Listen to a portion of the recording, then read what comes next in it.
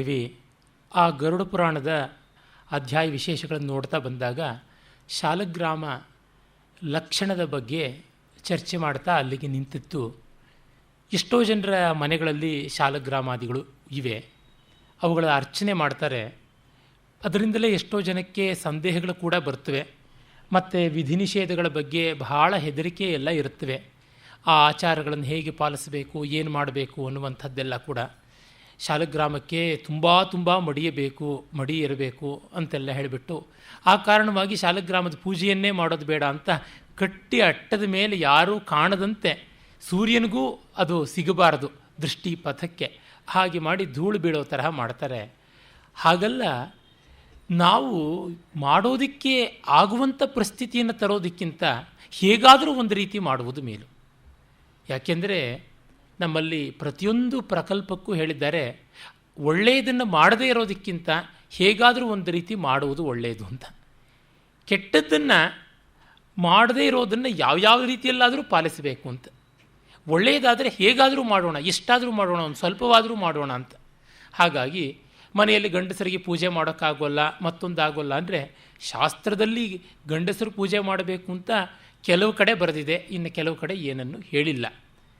ಹಾಗಾಗಿ ಹೆಂಗಸರು ಮುಟ್ಟಲೇಬಾರದು ಅಂತ ಅಂದುಕೊಂಡು ಬಿಟ್ಟಿದ್ದನುವೆ ಅದನ್ನು ಒಂದು ಪೂಜಾ ವೇದಿಕೆಯ ಮೇಲೆ ಕೂಡ ಇಟ್ಟುಕೊಳ್ಳದೇ ಇರುವಂಥ ಪರಿಸ್ಥಿತಿ. ಅದು ಎಲ್ಲಿ ಇಟ್ಟುಕೊಂಡ್ರೆ ಮಂದಾಸನದ ಮೇಲೆ ಕೈಮೈ ತಾಕ್ಬಿಡುತ್ತೋ, ಏನು ಮೈಲಿಗೆ ಆಗುತ್ತೋ ಅಂತ ಶಾಲಗ್ರಾಮಕ್ಕೆ ಒಂದು ತುಳಸಿ ದಳವೂ ಇಲ್ಲದಂತೆ ಮಾಡುವುದಾಗುತ್ತೆ. ಆಮೇಲೆ ಇನ್ನೇನೋ ಕೇಡಾದರೆ ಶಾಲಗ್ರಾಮಕ್ಕೆ ಪೂಜೆ ಮಾಡಲಿಲ್ಲ, ಹಾಗಾಯಿತು ಏನೋ ಅಂತ ಕಳವಳ ಪಟ್ಟುಕೊಳ್ಳೋದು. ಒಟ್ಟಿನಲ್ಲಿ ನಮ್ಮ ಭಗವಂತ ನಮಗೆ ಸಂಕಟವೇ ಕೊಡುವಂಥ ಕಳವಳದ ವಸ್ತು ಆಗಿಬಿಟ್ಟನೆ ಹೊರತು ಆನಂದದ ವಸ್ತು ಆಗಲಿಲ್ಲ. ಆನಂದ ಸ್ವರೂಪಿ ನಮಗೆ ಸಂಕಟ ಅನ್ನುವಂಥದ್ದಾಯಿತು. ಈ ಕಾರಣ ನನ್ನ ಅಭಿಪ್ರಾಯ ಹೇಳ್ತೀನಿ, ಇದನ್ನು ತಾವು ಯಾರೂ ಕೂಡ ಅನ್ಯಥಾ ತಿಳಿಯಬೇಡಿ. ಸಾರ್ವಜನಿಕವಾಗಿ ಈ ರೀತಿಯಾದ ಅಭಿಪ್ರಾಯಗಳನ್ನು ಹೇಳಿ ಜನರಿಗೆ ಬುದ್ಧಿಭೇದ ಉಂಟು ಮಾಡುವುದೇ ಬೇಡವೇ? ತುಂಬ ನನ್ನಲ್ಲಿಯೇ ಪ್ರಶ್ನೆಗಳಿವೆ.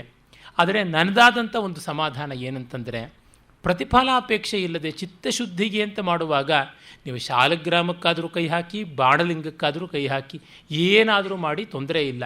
ನನಗೆ ಪ್ರಮೋಷನ್ ಬೇಕು, ಇನ್ಕ್ರಿಮೆಂಟ್ ಬೇಕು, ಮನೆ ಕಟ್ಟಬೇಕು, ಟ್ಯಾಕ್ಸ್ ಎಕ್ಸಂಪ್ಷನ್ ಆಗಬೇಕು ಅಂತ ಈ ರೀತಿ ಇದ್ದಾಗ ಬೇಕಾದರೆ ವಿಧಿ ನಿಷೇಧಗಳನ್ನು ಪಾಲಿಸಿ. ಇದಕ್ಕೆ ನಾನು ಇಟ್ಟುಕೊಂಡಿರುವುದು ವಿದ್ಯಾರಣ್ಯರ ಮಾತನ್ನು ಆಧಾರವಾಗಿ ಇಟ್ಟುಕೊಂಡಿದ್ದೀನಿ. ಮತ್ತು ನಮ್ಮ ಆನುಭಾವಿಕ ಪರಂಪರೆ ಅಂದರೆ ಯಾವುದನ್ನು ಹೆರಿಟೇಜ್ ಆಫ್ ಮಿಸ್ಟಿಕ್ಸ್ ಅಂತ ಹೇಳ್ತಾರೆ, ಅವರುಗಳನ್ನೂ ಆಧಾರಕ್ಕೆ ಇಟ್ಕೊಂಡು ಹೇಳ್ತೀನಿ. ಪ್ರತಿಫಲಾಪೇಕ್ಷೆ ಇಲ್ಲದೆ ಕೇವಲ ಪ್ರೀತಿ ಬುದ್ಧಿಯಿಂದ, ಭಕ್ತಿ ಬುದ್ಧಿಯಿಂದ ಮಾಡುವಾಗ ಯಾರೂ ಯಾವ ಪೂಜೆಯನ್ನು ಮಾಡಬಹುದು, ಯಾವ ಜಪವನ್ನು ಮಾಡಬಹುದು, ಯಾವ ಮಂತ್ರವನ್ನು ಬಳಸಿಕೊಳ್ಳಬಹುದು, ಏನೂ ತೊಡಕಿಲ್ಲ. ಪ್ರತಿಫಲಾಪೇಕ್ಷೆ ಇದ್ದಾಗ ಮಾತ್ರ ವಿಧಿ ನಿಷೇಧಗಳು ಬೇಕು. ಪ್ರತಿಫಲ ಇಲ್ಲದೆ ಪೂಜೆ ಯಾಕೆ ಮಾಡೋಣ? ಅವರಿಗೆ ನನ್ನಲ್ಲಿ ಯಾವ ಉತ್ತರವೂ ಇಲ್ಲ. ಚಿತ್ರ ನೋಡಿದ್ರೆ, ಒಂದು ಚಿತ್ರಶಾಲೆಗೆ ಹೋಗಿ ಚಿತ್ರದಿಂದ ಕರೆನ್ಸಿ ನೋಟುಗಳು ಉದುರತ್ವ, ಡಾಲರ್ಗಳು ಉದುರತ್ವ ಅಂತಂದರೆ, ಒಂದು ಕಡೆ ಡಿ ವಿ ಜಿ ಅವರು ಬರೀತಾರೆ, ಪರಮ ಪೂಜ್ಯರಾದಂತಹ ಪ್ರಾತಸ್ಮರಣೀಯರಾದ, ಅದೇಕೆ ಸರ್ವದಾ ಸ್ಮರಣೀಯರಾದ ಬೆಳ್ಳಾವೆ ವೆಂಕಟನಾರಾಯಣಪ್ಪನವರು ಫಿಸಿಕ್ಸ್ ಪ್ರೊಫೆಸರ್ ಆಗಿ ಸೆಂಟ್ರಲ್ ಕಾಲೇಜಲ್ಲಿದ್ದರು. ಕನ್ನಡ ಸಾಹಿತ್ಯ ಪರಿಷತ್ತಿನ ಆಧಾರ ಸ್ತಂಭಗಳಂತೆ ಇದ್ದವರು, ಬೇಕಾದಷ್ಟು ಲೋಕಹಿತದ ಕಾರ್ಯಗಳನ್ನು ಮಾಡಿದವರು. ಅವರು ದಿವಸ ಮನೆಗೆ ಬಂದವರೇ ಸಂಜೆ ಕಾಲೇಜಿನಿಂದ ಪರಿಷತ್ತಿನ ಕಾರ್ಯಾಲಯಕ್ಕೆ ಹೋಗುವವರು ಕೆಲಸ ಮಾಡೋಕ್ಕೆ. ಹಾಗೆಯೇ ಬೆಳಗಿನ ಕಾರ್ಯಕೃತ್ಯಗಳೆಲ್ಲ ಮುಗಿಸಿಕೊಂಡು ಕಾಲೇಜಿಗೆ ಹೋಗೋದಕ್ಕೆ ಮುನ್ನ 1 ಗಂಟೆ ಹೊತ್ತು ಏನೋ ಪರಿಷತ್ತಿಗೆ ಹೋಗಿ ಕೆಲಸ ಮಾಡಿ ಬರೋರು. ಅವರ ಮನೆ ಪಕ್ಕದಲ್ಲಿ ಯಾರೋ ಸರ್ಕಾರದ ಅಧಿಕಾರಿ ಒಬ್ಬರಿದ್ದರಂತೆ, ಪೊಲೀಸ್ ಡಿಪಾರ್ಟ್ಮೆಂಟೋ ಯಾವುದೋ, ಅಥವಾ ಪಬ್ಲಿಕ್ ಹೆಲ್ತು ಸ್ಯಾನಿಟೇಷನ್ನು ಆ ಡಿಪಾರ್ಟ್ಮೆಂಟ್ನವರು. ಏನು ವೆಂಕಟನಾರಾಯಣಪ್ಪನವರೇ ದಿವಸ ಹೋಗ್ತೀರಾ, ಏನಾದರೂ ಸಿಗುತ್ತೋ ಅಂದಂತೆ. ಏನೂ ಇಲ್ಲ, ನಾವೇನಾದರೂ ಕೊಟ್ಟರೆ ಉಂಟು ಆ ಸಂಸ್ಥೆಗೆ, ಇಲ್ಲದೇ ಇದ್ರೆ ಅದೂ ಇಲ್ಲ ಅಂತ. ಇನ್ನು ಯಾತಕ್ರಿ ಆ ತಲುಬು ಅಂತ ಕೈನಲ್ಲಿ ಬ್ಯಾಗ್ ತೋರಿಸಿ, ಇದು ತುಂಬಿಸ್ಕೊಳ್ಳದೆ ನಾನು ಮಾರ್ಕೆಟಿಂದ ಹಾಗೇ ಬರೋದಿಲ್ಲ, ಬಿಟ್ಟು ತೊಗೋತೀನಿ ಗೊತ್ತಾ ಅಂದ್ರಂತೆ. ಈ ಥರದವರಿಗೆ ಏನನ್ನೂ ಹೇಳೋದಕ್ಕೆ ಸಾಧ್ಯವಿಲ್ಲ. ಪ್ರೀತಿ ತನ್ನ ಮೂಲಕ ಉಂಟಾಗುವ ಚಿತ್ತಶುದ್ಧಿ, ನಿರ್ಭೀತಿ ಅದು ಬಹಳ ಮುಖ್ಯ. ನಿರ್ವೈರ, ನಿರ್ಭೀತಿ, ಲೋಕಪ್ರೀತಿ ಇವುಗಳು ಪೂಜೆಯ ಸಾಕ್ಷಾತ್ ಫಲಗಳು. ಆಮೇಲೆ ಆಗುವಂಥದ್ದು ಆ ವಿಧಿಗಳಿಂದ ಆ ಶ್ರದ್ಧೆ, ಆ ನಂಬಿಕೆ ಉಳ್ಳವರಿಗೆ ಆಗುತ್ತದೆ ಎನ್ನುವುದು ವಿಶ್ವಾಸ. ಅದು ಶಾಸ್ತ್ರೋಕ್ತಿ, ಅದು ಅವರವರ ಅನುಭವಕ್ಕೆ. ಆದರೆ ಇದು ಮಾತ್ರ ನಾನು ಹೇಳುವುದು ಎಲ್ಲರ ಅನುಭವಕ್ಕೂ ಬರುವಂಥದ್ದು. ನಾನು ವೇದಿಕೆಯ ಮೇಲೆ ಯಾವ ಮಾತನ್ನು ಹೇಳುವುದಿದ್ರೂ ಅದು ಕಾವ್ಯವಾಗಲಿ, ಶಾಸ್ತ್ರವಾಗಲಿ, ಪುರಾಣವಾಗಲಿ, ವೇದವಾಗಲಿ, ಮತ್ತು ಯಾವುದೇ ಇದ್ದರೂ ಕೂಡ ಸಾರ್ವತ್ರಿಕ ಅನುಭವಕ್ಕೆ, ಸರ್ವರ ಅನುಭವಕ್ಕೆ ಎಟುಕುವಂಥದ್ದನ್ನು ಹೇಳ್ತಾ ಇದ್ದೀನಿ. ಕಾರಣ ನಾನು ಎಲ್ಲ ಸಾಮಾನ್ಯರ ಜೊತೆಗೆ ಇರುವಂಥ ಒಬ್ಬ ಸಾಮಾನ್ಯ ಅಂತಲೇ ಅಂದುಕೊಂಡಿರುವುದಲ್ಲ ಇರುವುದು. ಆ ಕಾರಣ ಇಲ್ಲಿ ಶಾಲಗ್ರಾಮ ಬಾಣಲಿಂಗ ಇತ್ಯಾದಿಗಳ ಪೂಜೆಗೆ ನಮಗಿಲ್ಲವೇ ಅವಕಾಶ, ಈ ಜಾತಿಗೆ ಉಂಟೆ ಆ ಜಾತಿಗಿಲ್ಲವೇ ಅಂದರೆ ಸಮಸ್ತರಿಗೂ ಉಂಟು. ಯಾವಾಗ? ಫಲಾಭಿಸಂಧಿ ಇಲ್ಲದೇ ಇದ್ದಾಗ. ಇದಕ್ಕೆ ಭಗವದ್ಗೀತೆಯ ಒಂದು ತಾರಕ ವಾಕ್ಯ ಕೃಪಣಾ ಫಲಹೇತವಃ ಅನ್ನುವುದುಂಟಲ್ಲ. ಫಲದ ಬಗ್ಗೆ ಯೋಚನೆ ಮಾಡುವವರು ಕಾರ್ಪಣ್ಯದವರು, ಸಂಕುಚಿತ ಬುದ್ಧಿಯವರು ಅಂತ. ಹಾಗಾಗಿ ಫಲಕ್ಕೆ ಚಿಂತೆ ಮಾಡಬೇಡಿ. ಸರಿಯಾದ ವಿಶ್ವಾಸ, ನಮ್ರತೆ, ಭಕ್ತಿ, ಆರ್ದ್ರತೆ ಇದ್ದರೆ ಫಲ ತಾನಾಗಿ ಬರುತ್ತೆ. ಬರದೇ ಇದ್ದರೂ ನಮಗೇನು ಚಿಂತೆ ಆಗೋದಿಲ್ಲ. ಅನುಭವಿಸಿದ ಆನಂದಕ್ಕಿಂತ ದೊಡ್ಡ ಫಲ ಏನು ಅಂತನಿಸುತ್ತೆ. ಹಾಗಾಗಿ ಶಾಲಗ್ರಾಮಾದಿಗಳ ವಿಷಯದಲ್ಲಿ ಆ ರೀತಿಯಾದ ಚಿಂತೆಗಳು ಬೇಡ. ಏನೆಂದರೆ ಹಾಗಾದರೆ ಯಾವ ವ್ಯವಸ್ಥೆಯೂ ಬೇಡವೇ, ವಿಧಿ ನಿಷೇಧವೂ ಬೇಡವೇ? ಅದನ್ನು ಇಟ್ಟುಕೊಂಡು ಮಾಡುವಂಥ ಶಕ್ತಿ ಇದ್ದಲ್ಲಿ, ಮನಸ್ಸಿದ್ದಲ್ಲಿ, ಅನುಕೂಲವಿದ್ದಲ್ಲಿ ಸರ್ವಥಾ ಬಿಡಬೇಡಿ, ಅದನ್ನು ಮಾಡಿ. ಅಂದರೆ ನಮಗೆ ಆಗ್ತಾ ಇಲ್ಲ, ಆದರೆ ಯಾವುದೋ ಒಂದು ಏಕದೇಶೀಯವಾಗಾದರೂ ಮಾಡೋಣ ಅಂತಂದರೆ ಅದಕ್ಕೆ ನಮ್ಮ ಮನಸ್ಸನ್ನು ಒಡಂಬಡಿಸಿದಂತೆ ಶಾಸ್ತ್ರ ಕಟ್ಟುಪಾಡು ಮಾಡಿದೆ ಅಂದರೆ ಅದನ್ನು ಒಪ್ಪಬೇಕಿಲ್ಲ. ಬೇರೊಂದು ದಾರಿ ಉಂಟು, ಅದು ಶಾಸ್ತ್ರ ತೋರಿಸಿಕೊಟ್ಟಿಯೇ ಇದೆ. ಹೇಳುವುದುಂಟಲ್ಲ, ವಿನಾಯಕ ವ್ರತ ಮಾಡಬೇಕಾದ್ರೆ ಸ್ವರ್ಣ ಪ್ರತಿಮೆಯನ್ನೇ ನಿರ್ಮಾಣ ಮಾಡಿ ಅಂತ. ಅಯ್ಯೋ, ಸ್ವರ್ಣ ಪ್ರತಿಮೆಯನ್ನು ಮಾಡಿಬಿಟ್ಟು ನೀರಿನಲ್ಲಿ ಬಿಡೋದು ಹೇಗೆ ಅಂತಂದರೆ, ಬಂಗಾರದ ಬಣ್ಣ ಹಾಕಿರೋ ಮಣ್ಣಿನ ಪ್ರತಿಮೆ ಇಟ್ಟುಕೊಳ್ಳಿ. ಅಂದರೆ ಏನು? ಅರಿಶಿನದ ಬಣ್ಣ ಹಾಕಿರ್ತಕ್ಕಂಥದ್ದನ್ನು ಇಟ್ಟುಕೊಳ್ಳಿ ಅಂತ ಮಣ್ಣಿನವರೆಗೂ ಬಂತಲ್ಲ. ಹಾಗಾಗಿ ಋಷಿಗಳು ಉದಾರಿಗಳು. ನಮ್ಮ ಕಷ್ಟ ನಷ್ಟ ಎಲ್ಲವನ್ನು ನೋಡಿ ದೊಡ್ಡ ಮನಸ್ಸಿನಿಂದ ಅದಕ್ಕೆ ಬೇಕಾದ ಪರಿಹಾರ ಕೊಟ್ಟಂಥವರು. ಮತ್ತು ಶಾಲಗ್ರಾಮವನ್ನೇ ಯಾತಕ್ಕೆ ಆರಾಧನೆ ಮಾಡಬೇಕು? ಬೇಕಾದಷ್ಟು ಕಥೆಗಳೆಲ್ಲ ಇವೆ, ನಿಮಗೆ ಗೊತ್ತೇ ಇರುವಂಥದ್ದು. ಜಲಂಧರ, ತುಳಸಿ, ಈ ಕಥೆಯೆಲ್ಲ ತಿಳಿದಿದೆ. ಆ ಶಾಲಗ್ರಾಮದಲ್ಲಿ ವಿಷ್ಣುವಿನ ಒಂದು ಆವಾಸ ಸದಾ ಯಾಕಿದೆ ಅಂದರೆ, ನಾನು ಹಿಂದೆಯೇ ಹೇಳಿದ್ದೆ, ಈ ಪ್ರಾಕೃತಿಕವಾಗಿ ಸಿಗುವಂಥ ಶಾಲಗ್ರಾಮ, ಬಾಣಲಿಂಗ, ಶೋಣಭದ್ರ, ಪಾಷಾಣ ಹಾಗೂ ಅಂಬಿಕಾಶಿಲೆ, ಸ್ಫಟಿಕಶಿಲೆ ಇತ್ಯಾದಿಗಳು ಗೋಳಾಕಾರ, ನಿರ್ಗುಣದ ನಿರಾಕಾರಕ್ಕೆ ನಿಕಟ ಬರುತ್ತವೆ. ಎಲ್ಲ ದೃಷ್ಟಿಯಿಂದ ನೋಡಿದ್ರೂ ಅದು ಅಖಂಡವಾಗಿ ಒಂದೇ ರೀತಿ ಕಾಣಿಸುತ್ತವೆ. ನಮ್ಮ ಭಾವಕ್ಕೆ ತಕ್ಕಂತೆ ಅಲ್ಲಿ ಭಗವಂತನನ್ನು ಕಲ್ಪನೆ ಮಾಡಿಕೊಳ್ಳಬಹುದು. ಹಾಗಾಗಿ ಈ ಆಕಾರದ ಯಾವುದೋ ಒಂದು ಮಿತಿ ಮೀರುವಂಥ ಅವಕಾಶ ಬರುತ್ತೆ ಅಂತ. ಇನ್ನು ಅವುಗಳ ಲಕ್ಷಣ ಎಂಥದ್ದು? ಬೇಕಾದಷ್ಟು ಶಾಲಗ್ರಾಮಗಳು, ಸುಮಾರು 84,000 ಬಗೆಯ ಶಾಲಗ್ರಾಮಗಳು ಅಂತ ಶಾಲಗ್ರಾಮವನ್ನೇ ಕುರಿತಂತೆ ಆಗಮಗಳಲ್ಲಿ ವಿವರಗಳು ತುಂಬ ಬರುತ್ತವೆ. ಆ ಬಗ್ಗೆ ಚಿಂತೆ ಮಾಡಬೇಕಾಗಿಲ್ಲ. ಮತ್ತು ಕೆಲವರು ಹೇಳುವುದುಂಟು, 5 ಶಾಲಗ್ರಾಮ ಇದ್ದರೆ ಒಂದು ಕ್ಷೇತ್ರವಾಗುತ್ತದೆ. ಆಮೇಲೆ ದೊಡ್ಡ ಶಾಲಗ್ರಾಮ, ನರಸಿಂಹ ಶಾಲಗ್ರಾಮ ಆ ಥರದ್ದು ಇಟ್ಟುಕೊಳ್ಬೇಕೇ ಬೇಡವೇ ಅಂತೆಲ್ಲ. ಅಲ್ಲಿ ಎಲ್ಲ ಕಡೆಗಿದೆ ತಾತ್ಪರ್ಯ. ಭಗವಂತ ನಮ್ಮಲ್ಲಿ ಯಾವ ರೂಪದಿಂದ ಇದ್ದರೂ ಪರವಾಗಿಲ್ಲ. ಅವನು ಉಗ್ರನಾದರೆ ಏನು, ಸೌಮ್ಯನಾದರೆ ಏನು. ಎಷ್ಟೋ ಜನಕ್ಕೆ ಮನೆಯಲ್ಲಿ ಮಹಾಭಾರತ ಇಟ್ಟುಕೊಳ್ಬಾರ್ದು, ಗರುಡ ಪುರಾಣ ಇಟ್ಟುಕೊಳ್ಬಾರ್ದು, ಅವುಗಳನ್ನು ಇಟ್ಟುಕೊಂಡ್ರೆ ಸಾಕು ಮನೆಗೆ ಕೇಡು ಬರುತ್ತೆ ಅಂತ. ಭಗವಂತನನ್ನು ಇಟ್ಟುಕೊಂಡ್ರೆ ಕೇಡು ಬರುತ್ತೆ ಅನ್ನೋದೇ ಅಲ್ಲ. ನಮ್ಮ ಅಂತರಂಗದಲ್ಲಿ ಉಗ್ರರೂಪ ಬೇಡ ಅಂತನ್ನುವುದಕ್ಕಷ್ಟೇ ಹೊರತುನುವೆ, ಆ ಉಗ್ರರೂಪವು ನಮ್ಮ ವಿರೋಧಿಗಳ ಕಡೆಗೆ, ನಮ್ಮ ಅರಿಷಡ್ವರ್ಗಗಳ ಮೇಲೆ ಯಾಕೆ ಪರಿಣಾಮ ಆಗಬಾರ್ದು? ಈ ದೃಷ್ಟಿಯಿಂದ ಯಾಕೆ ನೋಡಬಾರ್ದು? ಆ ಘೋರ ಶಾಂತ ರೂಪಗಳು ಎರಡೂ ಅವನದೇ ಅಂತ ಆದಮೇಲೆ ಎರಡನ್ನೂ ಸ್ವೀಕಾರ ಮಾಡಬಹುದಲ್ವ? ಅದರಿಂದ ನಮ್ಮ ಪರಂಪರೆಯಲ್ಲಿ ಪ್ರಾಚೀನರು ಯಾವತ್ತೂ ಆ ಥರದ ಅಂಜಿಕೆ ಅಳುಕು ಇಟ್ಕೊಂಡಿರಲಿಲ್ಲ.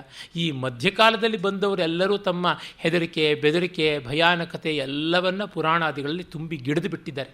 ಈ ಕಾರಣದಿಂದಲೇ ಪುರಾಣಗಳಲ್ಲಿ ಎಷ್ಟೋ ಕಡೆ ಸ್ವವಿರೋಧದ ಅಂಶಗಳು ಬರುತ್ತವೆ. ಹಾಗೆ ಬಂದಲ್ಲಿ ತತ್ಕ್ಷಣ ಅದು ಯಾರೋ ಸಣ್ಣ ಮನಸ್ಸಿನವರು ಸೇರಿಸಿರುವಂಥದ್ದು ಅಂತ ಸ್ಪಷ್ಟ ಮಾಡಿಕೊಂಡು ಬಿಡಬೇಕು. ಎಲ್ಲಿ ಸರ್ವರಿಗೂ ಉಪಾದೇಯವಾದಂಥ ನಿರ್ಮಲವಾದ ಉಪದೇಶ ಇದೆ ಅದು ಮಹರ್ಷಿಗಳದು. ಹಾಗಲ್ಲದೆ ಎಲ್ಲೆಲ್ಲೋ ಬಂದಿದೆ, ಅಲ್ಲಿ ಯಾರೋ ಒಂದಷ್ಟು ನಮ್ಮದೂ ಇರಲಿ ಅಂತ ಕೊಸರು ಸೇರಿಸಿರುವಂಥದ್ದು ಅಂತ ಗೊತ್ತಾಗುತ್ತದೆ. ಅದು ಆ ಒಂದು ಸಣ್ಣ ಪುಟ್ಟ ಪ್ರಮಾದಗಳಿಗಾಗಿ ಪುರಾಣಗಳನ್ನು, ಆಗಮಾದಿಗಳನ್ನು ತಿರಸ್ಕರಿಸಬೇಕಿಲ್ಲ. ಆಗ ನಷ್ಟ ನಮ್ಮದೇ ಆಗುತ್ತದೆ. ಇರಲಿ. ಆಮೇಲೆ ಶಾಲಗ್ರಾಮಗಳ ಬಗೆಗೆ ನೋಡುವಾಗ ನಮಗೆ ಇನ್ನೂ ಒಂದು, ಕೆಲವರು ಉಂಗುರಗಳಲ್ಲೆಲ್ಲ ಹಾಕ್ಕೊಂಡಿರ್ತಾರೆ, ಅದು ಯುಕ್ತವೇ ಅಯುಕ್ತವೇ ಅಂತ. ಪೂಜಾ ಕಾಲದಲ್ಲಿ ಪವಿತ್ರದ ಉಂಗುರದಂತೆ ಶಾಲಗ್ರಾಮದ ಉಂಗುರವನ್ನು ಬಳಸಿದ್ರೆ ಯಾವ ದೋಷವೂ ಇಲ್ಲ. ಅರೆ ಸರ್ವಾವಸ್ಥೆಯಲ್ಲಿ ಕೂಡ ಹಾಕ್ಕೊಂಡು ತಿರುಗ್ತೀನಿ ಅಂತಂದರೆ ನಮಗೆ ಮುಜುಗರ ಆಗುವಂತೆ ಇರುತ್ತೆ ನಮ್ಮ ಓಡಾಟಗಳು. ಆಗ ಬಿಟ್ಟರೆ ಸರಿ. ಹಾಗಲ್ಲ, ನಮಗದು ಯಾವ ಭಾವನೆಯೂ ಬರೋಲ್ಲ. ಸರಿ, ಅವರು ಎಲ್ಲವನ್ನ ಮೀರಿದಂಥವರು, ಅವರಿಗೆ ಪರವಾಗಿಲ್ಲ, ತೊಂದರೆ ಇಲ್ಲ, ಮಾಡಿಕೊಳ್ಳಬಹುದು.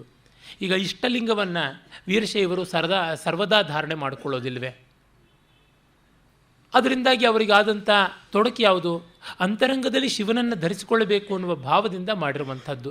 ಕೊರಳಿನಲ್ಲಿ ದೇವತೆಗಳ ಡಾಲರ್ಗಳನ್ನು ಹಾಕ್ಕೊಳ್ತಾರೆ. ಅದು ಯುಕ್ತವೇ ಅಯುಕ್ತವೇ ದೊಡ್ಡ ಚರ್ಚೆ ಉಂಟು. ಆದರೆ ಮನಸ್ಸಿಗೆ ಗೊಂದಲ ಬಂದಾಗ ಅವನ ಆ ಪಕ್ಕ ಇಡಿ. ಆದರೆ ಮನಸ್ಸಿಗೆ ಗೊಂದಲ ಬರಲಿಲ್ಲ, ಎಲ್ಲವನ್ನು ಮಾಡಬಹುದಾದದ್ದು ಅನ್ನುವುದು ಕಟ್ಟಕಡೆಯ ತೀರ್ಮಾನವಾಗಿ ನೋಡಬಹುದು. ಆದರೆ ಇಲ್ಲಿ ಇರುವ ವಿವಕ್ಷೆ ಎಷ್ಟು ಬಗೆಯಲ್ಲಿ ಪರಮಾತ್ಮನ ಸಾನ್ನಿಧ್ಯವನ್ನು ಕಾಣುವ ಪ್ರಯತ್ನ ಪಟ್ಟಿದ್ದಾರೆ ಅಂತ. ಶಾಲಗ್ರಾಮ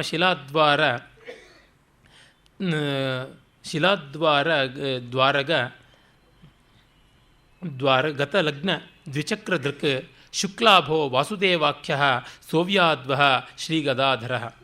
ಶಾಲಗ್ರಾಮದಲ್ಲಿ 2 ಚಕ್ರಗಳ ಕಾಣಿಸಿದರೆ ಅದನ್ನು ವಾಸುದೇವ ಶಾಲಗ್ರಾಮ ಅಂತ ಕರೀತಾರೆ.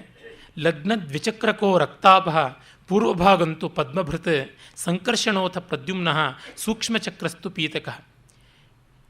ಒಂದಿಷ್ಟು ಕೆಂಪು ಬಣ್ಣದ ಛಾಯೆ ಇದ್ದು 2 ಚಕ್ರ ಪೂರ್ವ ದಿಕ್ಕಿಗೆ ಇದ್ದರೆ ಶಾಲಗ್ರಾಮದ ಬಲಗಡೆಗೆ ಬಂದರೆ ಆಗ ಅದನ್ನು ಸಂಕರ್ಷಣ ಶಾಲಗ್ರಾಮ ಅಂತಾರೆ.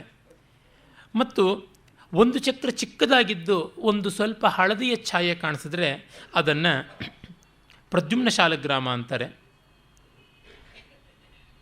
ಆಮೇಲೆ ಸುದೀರ್ಘ ಸಶಿರಶ್ಚಿದ್ರ ಯಹ ಅನಿರುದ್ಧಸ್ತು ವರ್ತುಲ.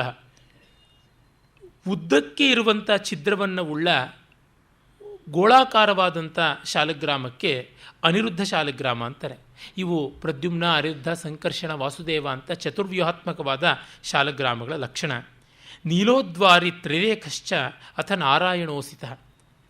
ಅಪ್ಪಟ ಕಪ್ಪು ಬಣ್ಣದಲ್ಲಿದ್ದು 3 ಗೆರೆಯನ್ನು ಹೊಂದಿದ್ದರೆ ಅದರ ಬಾಯಿ ಅಂತ ಏನು ಹೇಳ್ತೀವಿ, ದ್ವಾರ ಅಂತ ಕರೀತಾರೆ.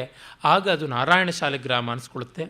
ಮಧ್ಯೆ ಗದಾಕೃತಿ ರೇಖಾ ನಾಭಿಚಕ್ರೋ ಮಹೋನ್ನತಃ ಪೃಥುವಕ್ಷೋ ನೃಸಿಂಹ ವಹ ಕಪಿಲ ಅವ್ಯಾ ತ್ರಿಬಿಂದುಕ. ಮಧ್ಯದಲ್ಲಿ ಗದೆಯ ಆಕೃತಿಯಾದ ಗೆರೆ ಇದ್ದು ವಿಸ್ತಾರವಾದಂಥ ಬಾಯಿ ಇದ್ದರೆ ಅದನ್ನು ನೃಸಿಂಹ ಶಾಲಗ್ರಾಮ ಅಂತ ಕರೀತಾರೆ. ಅಥವಾ ಪಂಚಬಿಂದು ತತ್ ಪೂಜನಂ ಬ್ರಹ್ಮಚಾರಿಣ ವರಾಹಶಕ್ತಿಲಿಂಗ ಅವ್ಯಾತ್.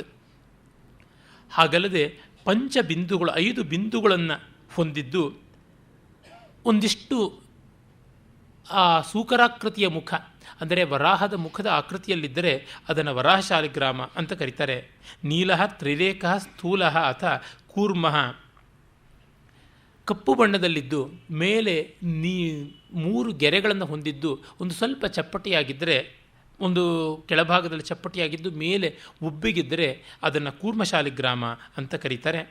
ಹಾಗಲ್ಲದೆ ಉದ್ದಕ್ಕೆ ಇದ್ದರೆ ಅದು ಚಪ್ಪಟಿಯಾಗಿ ಅದನ್ನು ಮತ್ಸ್ಯ ಶಾಲಿಗ್ರಾಮ ಅಂತ ಕೂಡ ಆ ಒಂದು ಶಾಲಿಗ್ರಾಮಕ್ಕೆ ವಿಶೇಷವಾದಂಥ ಲಕ್ಷಣವನ್ನು ಹೇಳ್ತಾರೆ. ಮತ್ತು ಅತ್ಯಂತ ಚಿಕ್ಕದಾದ ವರ್ತುಲಾಕೃತಿಯನ್ನು ಹೊಂದಿರುವ ಶಾಲಿಗ್ರಾಮವನ್ನು ವಾಮನ ಶಾಲಿಗ್ರಾಮ ಅಂತ ಕರೀತಾರೆ. ಮಧ್ಯದಲ್ಲಿ ಚಕ್ರ ಇದ್ದು ಸ್ಥೂಲವಾಗಿ ಇರುವಂಥ ಶಾಲಗ್ರಾಮವನ್ನು ದಾಮೋದರ ಶಾಲಗ್ರಾಮ ಅಂತ ಕರೀತಾರೆ. ಬಗೆಬಗೆಯಾದ ಬಣ್ಣಗಳ ಛಾಯೆಯನ್ನು ಹೊಂದಿದ್ದು ಕಪ್ಪಗಿರುವಂಥ ಶಾಲಿಗ್ರಾಮವನ್ನು ಅನಂತ ಶಾಲಿಗ್ರಾಮ ಅಂತ ಕರೀತಾನೆ. ಹೀಗೆ ಬಗೆಬಗೆಯಾದ ಶಾಲಗ್ರಾಮಗಳು ಉಂಟು. ಎಲ್ಲವೂ ವಿಷ್ಣು ಸಂಕೇತಗಳಾಗಿಯೇ ಇರುವಂಥದ್ದು ಅಂತ ಗೊತ್ತಾಗುತ್ತೆ. ಇವುಗಳನ್ನು ಯಥಾವಿಧಿಯಾಗಿ ಪೂಜೆ ಮಾಡಬಹುದು. ಹಾಗಾಗದೇ ಇದ್ದರೆ ಏಕದೇಶೀಯವಾಗಾದರೂ ಮಾಡಬಹುದು. ಈಗ ಉದಾಹರಣೆಗೆ ನಾವಂತೂ ಮಾಡಲಾರವು, ಮನೆಯ ಗಂಡಸರು ಮಾಡಲಿ ಅಂದರೆ ಅವರಿಗೆ ವಾರಕ್ಕೊಂದು ದಿವಸವಾದರೆ ಆಗಾದರೂ ಮಾಡಲಿ ಅಂತ. ಅಂದರೆ ಸರ್ವನಾಶೇ ಸಮುತ್ಪನ್ನೇ ಅರ್ಧಂ ತ್ಯಜತಿ ಪಂಡಿತ ಅಂತ. ಈ ಇಜ್ಯಾರಾಧನೆಗಳ ವಿಶೇಷ ಏನು? ಆ ರೀತಿಯಲ್ಲಾದರೂ ಭಗವತ್ ಸಾನ್ನಿಧ್ಯದ ಭಾವ ನಮ್ಮಲ್ಲಿ ಉಂಟಾಗಲಿ ಅಂಥೇಳಿ. ಅದಾದ ಮೇಲೆ ವಾಸ್ತುವಿನ ಬಗೆಗೆ ಬರುತ್ತೆ. ಇಲ್ಲಿ ವಾಸ್ತು ಅಂತಂದರೆ ವಾಸ್ತುವಿನ ಫಲಾದಿಗಳನ್ನು ಹೇಳುವಂಥದ್ದು ಅಲ್ಲವೇ ಅಲ್ಲ. ಇವತ್ತು ವಾಸ್ತುಲೋಕ ಅನ್ನುವುದು ಭಯಾನಕವಾದ ರ್ಯಾಕೆಟ್ ಆಗಿದೆ. 99.999 ರೆಕರಿಂಗ್ ವಾಸ್ತು ಎಕ್ಸ್ಪರ್ಟ್ಸ್ ಅಂತ ಹೇಳೋರಿಗೆ ಎದೆ ಸೀಳಿದ್ರೆ ಸಂಸ್ಕೃತದ ಒಂದು ಅಕ್ಷರ ಇಲ್ಲ, ತಲೆ ಒಡೆದರೆ ವೇದದ ಒಂದು ಸೂಕ್ತಿ ಇಲ್ಲ, ಮೈಯೆಲ್ಲ ಸೀಳಿ ಸೀಳಿ ಉಪ್ಪಿನಕಾಯಿ ಹಾಕಿದ್ರು ಒಂದಿಷ್ಟೂ ಕೂಡ ವಿವೇಕಯುಕ್ತವಾದ ಶಾಸ್ತ್ರ ಗಂಧ ಕಣ ಲೇಷವೂ ಇಲ್ಲ. ಈ ಥರದವರಾಗಿದ್ದಾರೆ. ಬಹಳ ಕಟುವಾಗಿ ನಾನು ಹೇಳ್ತಾ ಇದ್ದೀನಿ.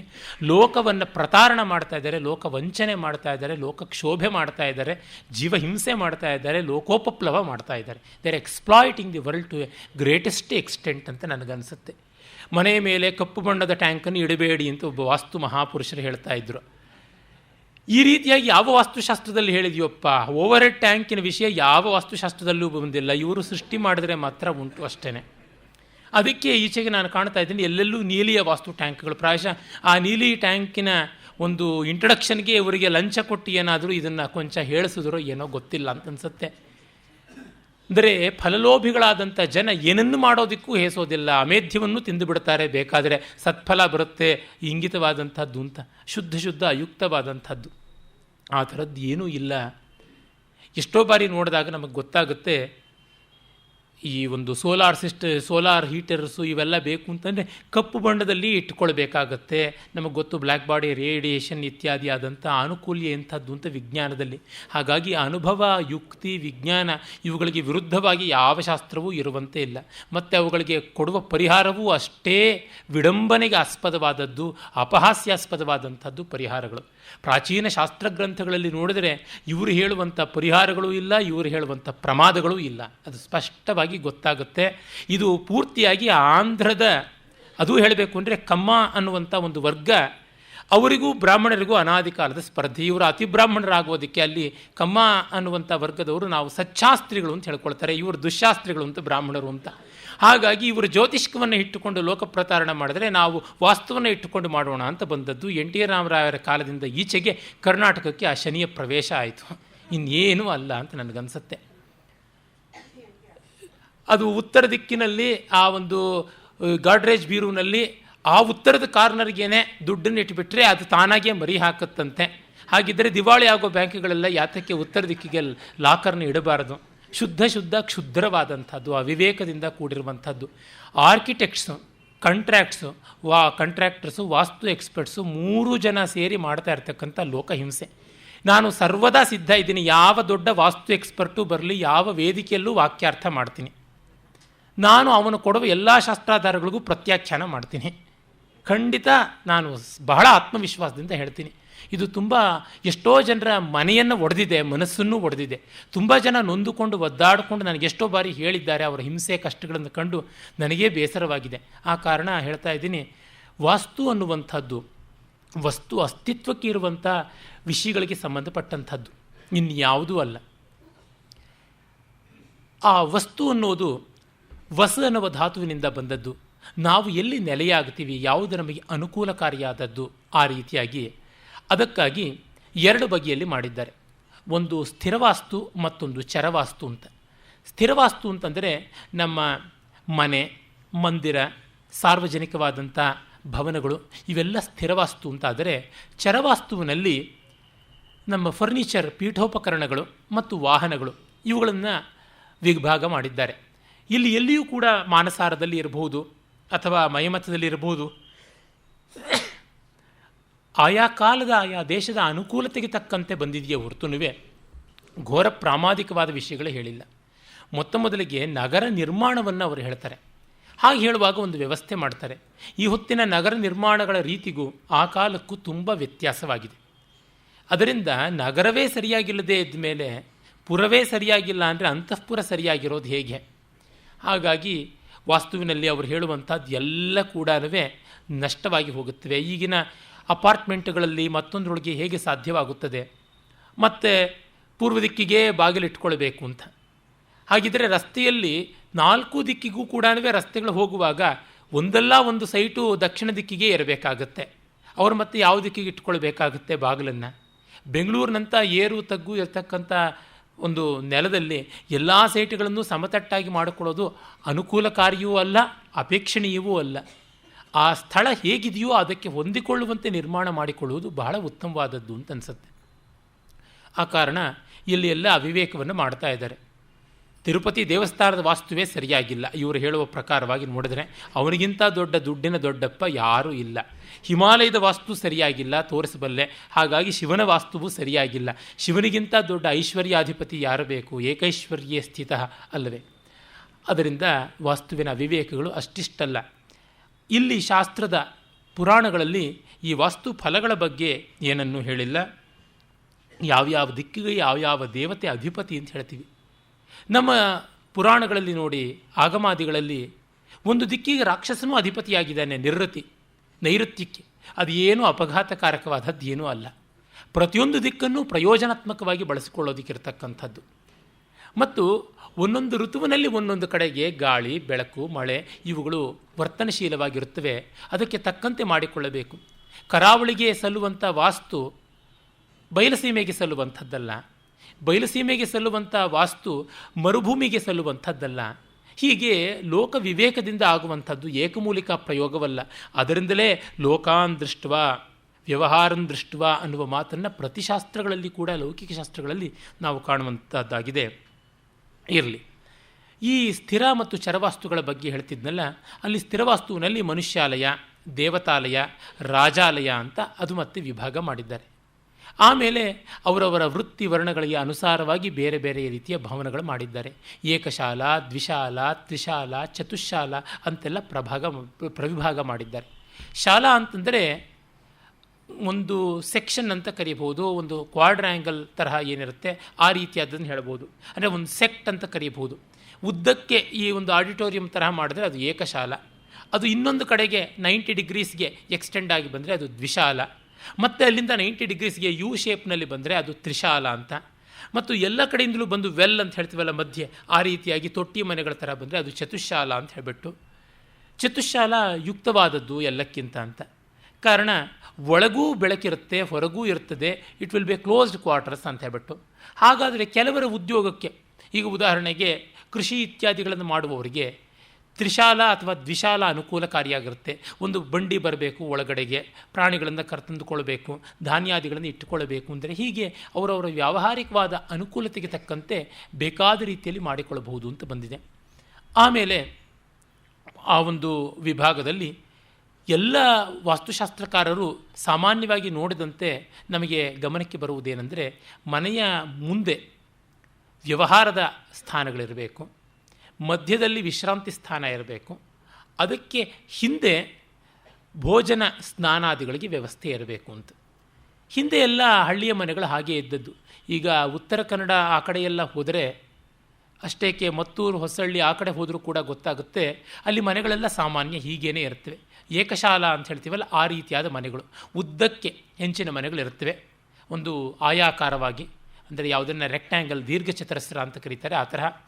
ಮುಂದೆ ವಿಶ್ರಾಂತಿ ತೆಗೆದುಕೊಳ್ಳುವಂಥ ಕೈಸಾಲೆ ಇರುತ್ತೆ, ಪಡಸಾಲೆ ಅಥವಾ ವರಂಡ ಅಂತ ಕರೀತಾರೆ. ಅದು ಇಂಗ್ಲೀಷ್ ಶಬ್ದ ಅಲ್ಲ, ಸಂಸ್ಕೃತದ ಶಬ್ದ ವರಂಡ ಅನ್ನುವಂಥದ್ದು. ಆಮೇಲೆ ಮಧ್ಯದಲ್ಲಿ ಯಾವುದನ್ನು ನಾವು ಲಿವಿಂಗ್ ರೂಮ್ ಅಂತ ಕರಿತೀವಿ, ಆ ರೀತಿ ಅಭ್ಯಂತರ ಪ್ರಕೋಷ್ಠ ಮಧ್ಯೆ ಇರುವಂಥ, ಈಗ ಅದನ್ನು ಹಾಲ್ ಅಂತ, ಡ್ರಾಯಿಂಗ್ ರೂಮ್ ಅಂತ ಕರೀತಾರೆ. ಹಿಂದೆ ಅದನ್ನು ಪಡಸಾಲೆ ಅಂತ, ಕೈಸಾಲೆ ಅಂತಲೂ ಕೂಡ ಕರಿತಾಯಿದ್ರು. ಅದಕ್ಕೆ ಹಿಂದೆ ಅಡುಗೆ ಮನೆ, ಅಲ್ಲಿಯೇ ಭೋಜನಕ್ಕೆ ಅಂದರೆ ಪಾಚನ ಮತ್ತು ಭೋಜನ ಎರಡಕ್ಕೂ ವ್ಯವಸ್ಥೆ ಇರ್ತಾಯಿತ್ತು. ಮತ್ತೊಂದು ಪಾರ್ಶ್ವಕ್ಕೆ ಸ್ನಾನಕ್ಕೆ ವ್ಯವಸ್ಥೆ ಇರ್ತಾಯಿತ್ತು ಅಂತ ಹೀಗೆ ತ್ರಿಭಾಗವಾಗಿರ್ತಾ ಇತ್ತು. ಮುಂದಿನ ಸೂರ್ಯನ ಆ ಒಂದು ಮುಂದಿನ ಸ್ಲೋಪ್ ಇರುತ್ತಲ್ಲ ಅಲ್ಲಿ ವ್ಯವಹಾರಕ್ಕೆ, ಇತ್ತ ಕಡೆಗೆ ಆಹಾರಕ್ಕೆ, ಮಧ್ಯದಲ್ಲಿ ವಿಹಾರಕ್ಕೆ ಅಂತ ಅವಕಾಶ ಮಾಡಿಕೊಳ್ತಾ ಇದ್ದಿದ್ದು. ಅವರಲ್ಲಿ ಮಧ್ಯದಲ್ಲಿ ಎತ್ತರ ಅಂತೆಲ್ಲ ಅಟ್ಟ ಮಾಡಿಕೊಳ್ತಾ ಇದ್ದರು. ಹೀಗೆ ಅನುಕೂಲತೆಯೆಲ್ಲ ತುಂಬ ಚೆನ್ನಾಗಿ ಇರ್ತಾ ಇತ್ತು. ಆದರೆ ಈ ಕಾಲದಲ್ಲಿ ಅದಕ್ಕಿಂತ ಚೆನ್ನಾಗಿರುವ ಅನುಕೂಲತೆಗಳನ್ನು ಮಾಡಿಕೊಳ್ಳುವಂಥ ವ್ಯವಸ್ಥೆಗಳು ಬಂದಿವೆ. ಅದನ್ನು ಇಟ್ಟುಕೊಳ್ಬಹುದು. ಅರೆ, ಕೆಲವರು ವಿಪರೀತ ವರ್ತನೆಯಿಂದ ಮನೆ ಬಾಗಿಲು ತೆಗೆದ ತಕ್ಷಣವೇ ಅಡುಗೆ ಮನೆ ಇತ್ಯಾದಿ ಮಾಡಿಕೊಳ್ತಾರೆ. ಅದು ಸ್ವಲ್ಪ ಉದ್ವೇಜಕವಾಗಿರುತ್ತದೆ. ಅದು ನಮಗೆ ಎಗ್ಗಿಲ್ಲ ಅಂದರೆ ಪರವಾಗಿಲ್ಲ. ಆದರೆ ಒಂದು ಮನೆಯೊಳಗೆ ಬರುವಂಥ ತಕ್ಷಣ ಪ್ರವೇಶ ಮಾಡುವ ಸ್ಥಳದಲ್ಲಿ ಅಡುಗೆ ಮನೆ ಇದ್ದರೆ ಹೈಜೀನ್ ದೃಷ್ಟಿಯಿಂದಲೂ ಕೂಡ ಅದು ಒಳ್ಳೆಯದಲ್ಲ. ಯಾರೋ ವಿದೇಶೀಯರು ಹಾಗೆ ಮಾಡಿಕೊಂಡ್ರು ಅಂತ ನಾವು ಮಾಡ್ಕೊಳ್ಳೋದ್ರೊಳಗೆ ಯಾವ ಅರ್ಥವೂ ಇಲ್ಲ. ಹಾಗಾಗಿ ಅದು ಒಂದಿಷ್ಟು ಪಕ್ಕದಲ್ಲಿರಬೇಕು. ಮತ್ತು ಯಾವತ್ತೂ ನಿರ್ಮಾಣ ಆಗುವಂಥದ್ದು ಯಾವ ಪದಾರ್ಥದ ನಿರ್ಮಿತಿಯ ಹಂತ ಆಚೆ ಇದ್ದು ಪರಿಣಾಮ ಯಾವುದಾಗುತ್ತೆ ಅದು ಮಾತ್ರ ನಮ್ಮ ಕಣ್ಣೆದುರಿಗೆ ಸಿಗುವಂತೆ ಇರಬೇಕು ಅಂತ. ಪ್ರೋಸೆಸ್ ಒಳಗಿದ್ದು ಪ್ರಾಡಕ್ಟ್ ಹೊರಗಿರಬೇಕು ಅಂತ. ನಮ್ಮ ಶರೀರದೊಳಗೆ ಎಷ್ಟೆಲ್ಲ ಪ್ರೋಸೆಸ್ ನಡೀತಾ ಇದೆ ಅದೆಲ್ಲ ಕಾಣುವಂತೆ ಇದ್ದಿದ್ರೆ, ಚರ್ಮ ಟ್ರಾನ್ಸ್ಪರೆಂಟ್ ಆಗಿದ್ದಿದ್ರೆ ಗತಿ ಏನು? ಒಬ್ಬರನ್ನು ನೋಡೋದಕ್ಕಾಗ್ತಾ ಇರಲಿಲ್ಲ. ಅದು ಮುಚ್ಚಿಕೊಂಡೇ ಇರಬೇಕಾಗತ್ತೆ. ಹಾಗೆ ಅವೆಲ್ಲಕ್ಕೂ ಒಂದು ಅಭ್ಯಂತರ ಬೇಕಾಗುತ್ತೆ. ಹಾಗಾಗಿ ನೋಡಿದರೆ ಪ್ರಾಚೀನ ವಾಸ್ತು ಈ ಕಾಲಕ್ಕೂ ಕೂಡ ವಿವೇಕಯುಕ್ತವಾಗಿ ನೋಡಿದರೆ ಸಮನ್ವಿತವಾಗಿ ತೋರುವಂಥದ್ದಾಗಿದೆ. ಇನ್ನು ಚರವಾಸ್ತುವಿನಲ್ಲಿ ನಾವು ನೋಡಿದರೆ ಅಲ್ಲಿ ಯಾನ, ಪಲ್ಯಂಕಿಕ, ರಥ, ಪ್ರವಹಣ ಅಂತೆಲ್ಲ. ಪ್ರವಹಣ ಅಂದರೆ ಬಂಡಿ ಅಂತ, ಯಾನ ಅಂದರೆ ಯಾವುದೇ ವೆಹಿಕಲ್ ಆಗುವಂಥದ್ದು, ಪಲ್ಯಂಕಿಕ ಅಂದರೆ ಪಲ್ಲಕ್ಕಿ, ಪಾಲ್ಕಿನ್ ಅಂತ ಇಂಗ್ಲೀಷ್ನಲ್ಲಿ ಏನು ಹೇಳ್ತೀವಿ, ಶಿಬಿಕಾ ಅಂತಲೂ ಕರೀತಾರೆ, ಅವುಗಳೆಲ್ಲ ಇರ್ತಾಯಿದ್ವು. ಆಮೇಲೆ ಅಲ್ಲಿ ಸಜೀವವಾದಂಥವು ಕುದುರೆ, ಆನೆ, ಒಂಟೆ, ಎತ್ತು ಇವು ಕೂಡ ಬಂದು ಸೇರಿಕೊಳ್ಳುತ್ತವೆ. ಅವು ಕೂಡ ವಾಸ್ತುವಿನ ಒಂದು ಅಂಗವೇ ಆಗಿವೆ, ಸಜೀವ ವಾಸ್ತು. ಹೀಗಾಗಿ ಇವೆಲ್ಲವನ್ನು ನಾವು ಗಮನಿಸಿದಾಗ ಗೊತ್ತಾಗುತ್ತೆ ಎಷ್ಟು ಸೂಕ್ಷ್ಮವಾಗಿ ಇವನ್ನು ನೋಡಿದ್ದರು ಅವರು ಅಂತ. ಆಮೇಲೆ ಚರವಾಸ್ತುವಿನ ಮತ್ತೊಂದು ವಿಭಾಗವಾಗಿ ಮನೆಯಲ್ಲಿ ಬರ್ತಕ್ಕಂಥ ಆಸನ, ಮಂಚ, ಪ್ರಧಾನವಾದ ಪೀಠೋಪಕರಣಗಳು ಇವು. ಈ ಕಾಲದಲ್ಲಿ ಬೇರೆ ಬೇರೆದು ಬಗೆ ಬಗೆಯಾದವು ಬಂದಿವೆ, ಹಿಂದೆ ಇದ್ದಿದ್ದಾವೇನೆ ಎರಡು. ಅವುಗಳನ್ನು ಬೇರೆ ಬೇರೆ ವಯಸ್ಸಿನವರು, ಬೇರೆ ಬೇರೆ ಶರೀರ ಸ್ಥೌಲ್ಯ, ಕಾರ್ಶ್ಯ ಅಂದರೆ ದಪ್ಪಗೆ ಸಣ್ಣಗೆ ಇರುವಂಥವರು ತಮಗೆ ಬೇಕಾದ ರೀತಿಯಲ್ಲಿ ಮಾಡಿಕೊಳ್ಳುವಂಥದ್ದೆಲ್ಲದರ ವ್ಯವಸ್ಥೆ ಕೂಡ ಅಲ್ಲಿ ಬಹಳ ಚೆನ್ನಾಗಿ ಕೊಟ್ಟಿರುವುದುಂಟು. ಒಂದು ಮಂಚ ಅಂದರೆ ಅನೇಕ ವಿಭಾಗಗಳು ಉಂಟು. ಒಮ್ಮೆ ನಮ್ಮ ಹಿಸ್ಟೋರಿಯನ್ ಜ್ಯೋತ್ಸ್ನಾ ಕಾಮತ್ ಅವರು ಶಿಲ್ಪದಲ್ಲಿ, ಇತಿಹಾಸದಲ್ಲಿ ಮಂಚ ಅಂತಲೇ ಒಂದು ಒಳ್ಳೆಯ ಲೇಖನವನ್ನು ಮಾಡಿದರು. ಎಷ್ಟೆಷ್ಟು ಥರ ಶಿಲ್ಪಗಳಲ್ಲಿ, ಸಾಹಿತ್ಯದಲ್ಲಿ ಬರ್ತದೆ ಅಂತ. ಅದು ವಾಟರ್ ಬೆಡ್ಡಿಂದ ಮೊದಲುಗೊಂಡು ವಿಲ್ಲೋ ಬೆಡ್ವರೆಗೂ ಎಲ್ಲ ರೀತಿಯಾದಂಥದ್ದು. ಪಟ್ಟಿಯಿಂದ ಮಾಡಿದಂಥ ಮಂಚ, ಬಟ್ಟೆಯ ಪಟ್ಟಿಗಳನ್ನು ಹಗ್ಗದಿಂದ ಹೊಸದಂಥ ಮಂಚ, ಕೇವಲ ಶಿಲೆಯ ಮಂಚ ಅಥವಾ ದಾರು ಮಂಚ ಅಂದರೆ ಮರದ ಮಂಚ, ಬೆತ್ತದ ಮಂಚ, ತೂಗು ಮಂಚ ಅಂದರೆ ಉಯ್ಯಾಲೆಯಂತೆ ಇರುವಂಥದ್ದು. ಅದನ್ನು ಬಂದುಬಿಟ್ಟಿದ್ರೂ ಚರಾಚರ ವಾಸ್ತು ಅನ್ನುವ ವಿಭಾಗಕ್ಕೆ ಸೇರಿಸ್ತಾರೆ. ಉಯ್ಯಾಲೆ ಓಡಾಡುತ್ತೆ, ಆದರೆ ಅದು ನಿಂತ ಜಾಗದಲ್ಲೇ ಓಡಾಡುತ್ತೆ, ಹೀಗಾಗಿ ಅದು ಚರಾಚರ ವಾಸ್ತು ಅಂತ ಕರೀತಾರೆ. ಅಂದರೆ ಆ ವಿಭಾಗ ಸೂಕ್ಷ್ಮತೆಯ ಸ್ವಾರಸ್ಯ ಎಂಥದ್ದು ಅನ್ನೋದು ನಾವು ನೋಡಬೇಕು. ಅವುಗಳ ಆಯ, ಅಳತೆ, ಎತ್ತರ ಇವುಗಳನ್ನೆಲ್ಲವನ್ನು ಕೂಡ ತುಂಬ ಚೆನ್ನಾಗಿ ಮಾನಸಾರ, ಮೈಮತ, ವಿಶ್ವಕರ್ಮ ಶಿಲ್ಪ ಇತ್ಯಾದಿ ಗ್ರಂಥಗಳಲ್ಲಿ ಕಾಣಬಹುದು. ಹೀಗೆ ಇಷ್ಟು ವಿಸ್ತಾರವಾದದ್ರೊಳಗೆ ಆ ವಾಸ್ತುವಿನ ಕೆಲವೊಂದು ಮುಖ್ಯಾಂಶಗಳನ್ನು ಇಲ್ಲಿ ನಾವು ನೋಡ್ತೀವಿ. ಆ ಮನೆಗಳ, ಸಾರ್ವಜನಿಕ ಭವನಗಳ ಶಿಖರಗಳು ಹೇಗಿರುತ್ತವೆ ಅಂತ ಅವುಗಳ ಹೆಸರು ಬರುತ್ತೆ. ಮೇರುಶ್ಚ ಮಂದಾರಶ್ಚೈವ ವಿಮಾನಶ್ಚ ತಥಾಪರಃ ಭದ್ರಕಃ ಸರ್ವತೋ ಭದ್ರಃ ರುಚಕಃ ನಂದನಸ್ತತಃ ನಂದಿವರ್ಧನ ಸಂಜ್ಞಶ್ಚ ಶ್ರೀವತ್ಸಶ್ಚ ನವೇತ್ಯಮಿ ಚತುರಸ್ರ ಸಮುದ್ಭೂತಾ ವೈರಾಜಾದಿತಿ ಗಮ್ಯತಾಂ ಅಂತ ಬೇರೆ ಬೇರೆ ನಂದಕ, ಪಾರಿಭದ್ರ, ಆಮೇಲಿಂದ ಮಂದರ, ಮೇರು, ನಂದಿವರ್ಧನ, ನಂದ್ಯಾವರ್ತ ಈ ತರಹ ಅವುಗಳ ಚತುರಸ್ತತ್ವ, ಅಷ್ಟಕೋನತ್ವ ಇವುಗಳ ಆಯಾ ಆಕಾರಗಳನ್ನು ಗಮನಿಸಿಕೊಂಡು ಮಾಡಿದಂಥ ವಿಭಾಗಗಳೆಲ್ಲ ಉಂಟು. ಭೋಜರಾಜನ ಸಮರಾಂಗಣ ಸೂತ್ರಧಾರ ಇತ್ಯಾದಿಗಳಲ್ಲಿ ತುಂಬ ಚೆನ್ನಾಗಿ ಬರುತ್ತೆ. ಮತ್ತು ಅಪರಾಜಿತ ಪೃಚ್ಛದಲ್ಲಿ ಬರುತ್ತೆ. ರೂಪಮಂಡನ ಆ ಒಂದು ಗ್ರಂಥದಲ್ಲಿ ವಾಸ್ತುಮಂಡನ, ಮೂರ್ತಿಮಂಡನ ಅಂತ ಅನೇಕ ವಿಭಾಗಗಳಿವೆ, ಅಲ್ಲಿ ಕೂಡ ಬರುತ್ತವೆ. ಹಾಗಲ್ಲದೆ ಹನುಮತ್ ಶಿಲ್ಪ, ಕಾಶ್ಯಪ ಶಿಲ್ಪ ಮೊದಲಾದ ಅನೇಕ ಶಿಲ್ಪಗ್ರಂಥಗಳು ಇವೆ, ಇಲ್ಲಿ ಕೂಡ ಸಿಗುತ್ತವೆ. ಯಾವುದರಿಂದಲೂ ನಾವು ಉದ್ವೇಜಿತರಾಗಬೇಕಾಗಿಲ್ಲ. ಕಾರಣ ನಮ್ಮ ಶಾಸ್ತ್ರಜ್ಞರು ಸ್ಪಷ್ಟವಾಗಿ ಹೇಳಿದ್ದಾರೆ, ಈ ಶಾಸ್ತ್ರಗಳೆಲ್ಲ ಶಾಸನಾತ್ಮಕವಲ್ಲ, ಅನುಶಾಸನಾತ್ಮಕ ಅಂತ. ಅನುಶಾಸನಾತ್ಮಕ ಅಂತಂದರೆ ಹಿಂಬಾಲಿಸಿ ಬಂದು ಹೇಳುತ್ತವೆ ಹೊರತುನುವೆ ಎದುರಿಸಿ ಹೇಳುವಂಥವಲ್ಲ ಅಂತ. ಅವು ಬಂದು ಗೆಳೆಯನಂತೆ ಹೇಳುತ್ತವೆ. ಎಲ್ಲಕ್ಕಿಂತ ಮಿಗಿಲಾಗಿ ನಿಲ್ಲುವಂಥ ಶಾಸ್ತ್ರ ಕಟ್ಟಕಡೆಯಲ್ಲಿ ವೇದಾಂತ ಶಾಸ್ತ್ರ. ಅದು ನಮ್ಮ ಅನುಭವವನ್ನೇ ನೆಚ್ಚಿಕೊಂಡು ಮಾಡುವಂಥದ್ದು. ಮಿಕ್ಕವು ಆ ರೀತಿಯಲ್ಲ.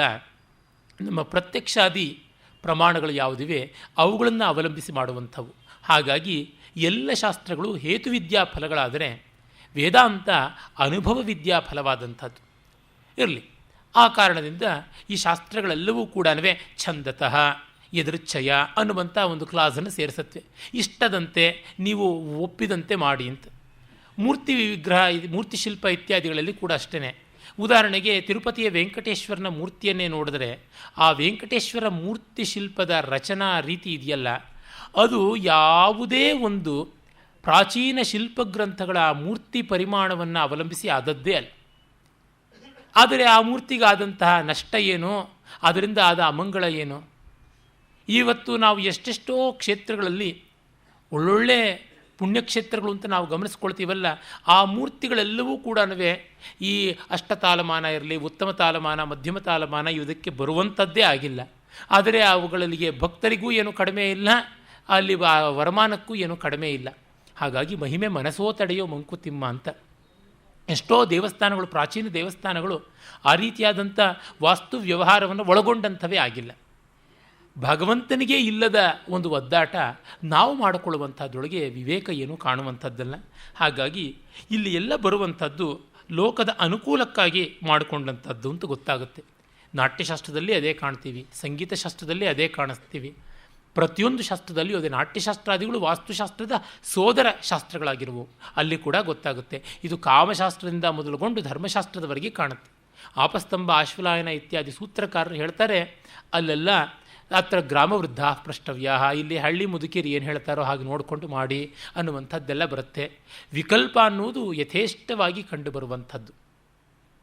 ಅಂದರೆ ಗೌತಮರು ತುಲ್ಯ ಬಲ ವಿರೋಧೇ ವಿಕಲ್ಪ ಅನ್ನುವ ಒಂದು ಸೂತ್ರವನ್ನೇ ಮಾಡಿದ್ದಾರೆ. ಎರಡೂ ಕಡೆಯಲ್ಲಿ ಒಪಿನಿಯನ್ ಇದ್ದರೆ ಎರಡನ್ನೂ ಮಾಡಬಹುದು ಅಂತ. ಶಿಷ್ಟಾಚಾರ, ದೇಶಾಚಾರಗಳಿಗೆ ಪ್ರತಿಶಾಸ್ತ್ರವೂ ಕೂಡ ಬೆಲೆ ಕೊಟ್ಟಿದೆ.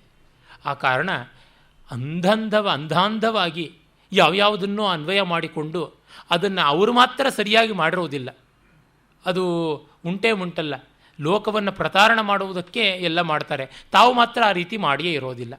ಶಾಸ್ತ್ರಾದಿಗಳನ್ನು ಹೇಳುವಂಥವನು 7 ತಲೆಮಾರಿನಿಂದಲೂ ಕೂಡ ಅವಿಚ್ಛಿನ್ನವಾದಂಥ ಶಿಷ್ಟತ್ವವನ್ನು ಉಳಿಸಿಕೊಂಡಿರಬೇಕು ಅಂತ ಹೇಳ್ತಾರೆ. ತಲೆ ಕೂದಲು ಬಿಳಿಯಾಗೋದಕ್ಕೆ ಮುಂಚೆನೇ ಅಜ್ಞಾಧಾನ ಮಾಡಿರಬೇಕು ಅಂತ ಹೇಳ್ತಾರೆ. ಅವೆಲ್ಲ ಮಾಡದೇ ಇದ್ದವನಿಗೆ ಬ್ರಾಹ್ಮಣ್ಯವಿಲ್ಲ ಅಂತ. ಬ್ರಾಹ್ಮಣ್ಯವಿಲ್ಲದೇ ಇದ್ದರೆ ಶಾಸ್ತ್ರ ಪ್ರವಕ್ತತ್ವಾಧಿಕಾರ ಬರೋದಿಲ್ಲ ಅಂತಾರೆ. ಈ ರೀತಿಯಾದದ್ದನ್ನು ಅನ್ವಯ ಮಾಡಿದ್ರೆ ಸ್ವಾಮಿಗಳು ಇರೋದಿಲ್ಲ, ಇನ್ನು ಪರಿವಾರ ದೇವತೆಗಳಾಗಿರ್ತಕ್ಕಂಥ ಈ ಚಿಲ್ಲರೆ ಎಕ್ಸ್ಪರ್ಟ್ಸೂ ಇರೋದಿಲ್ಲ. ಹಾಗಾಗಿ ಇವೆಲ್ಲವನ್ನು ನಾವು ವಿವೇಕ ಬಾಹ್ಯ ಅಂತ ಸ್ಪಷ್ಟವಾಗಿ ತಿಳ್ಕೊಳ್ಬೇಕು. ಇಷ್ಟು ಸ್ಪಷ್ಟೋಕ್ತಿಯಲ್ಲಿ ಹೇಳೋದಕ್ಕೆ ಕಾರಣ ಇಷ್ಟೇ.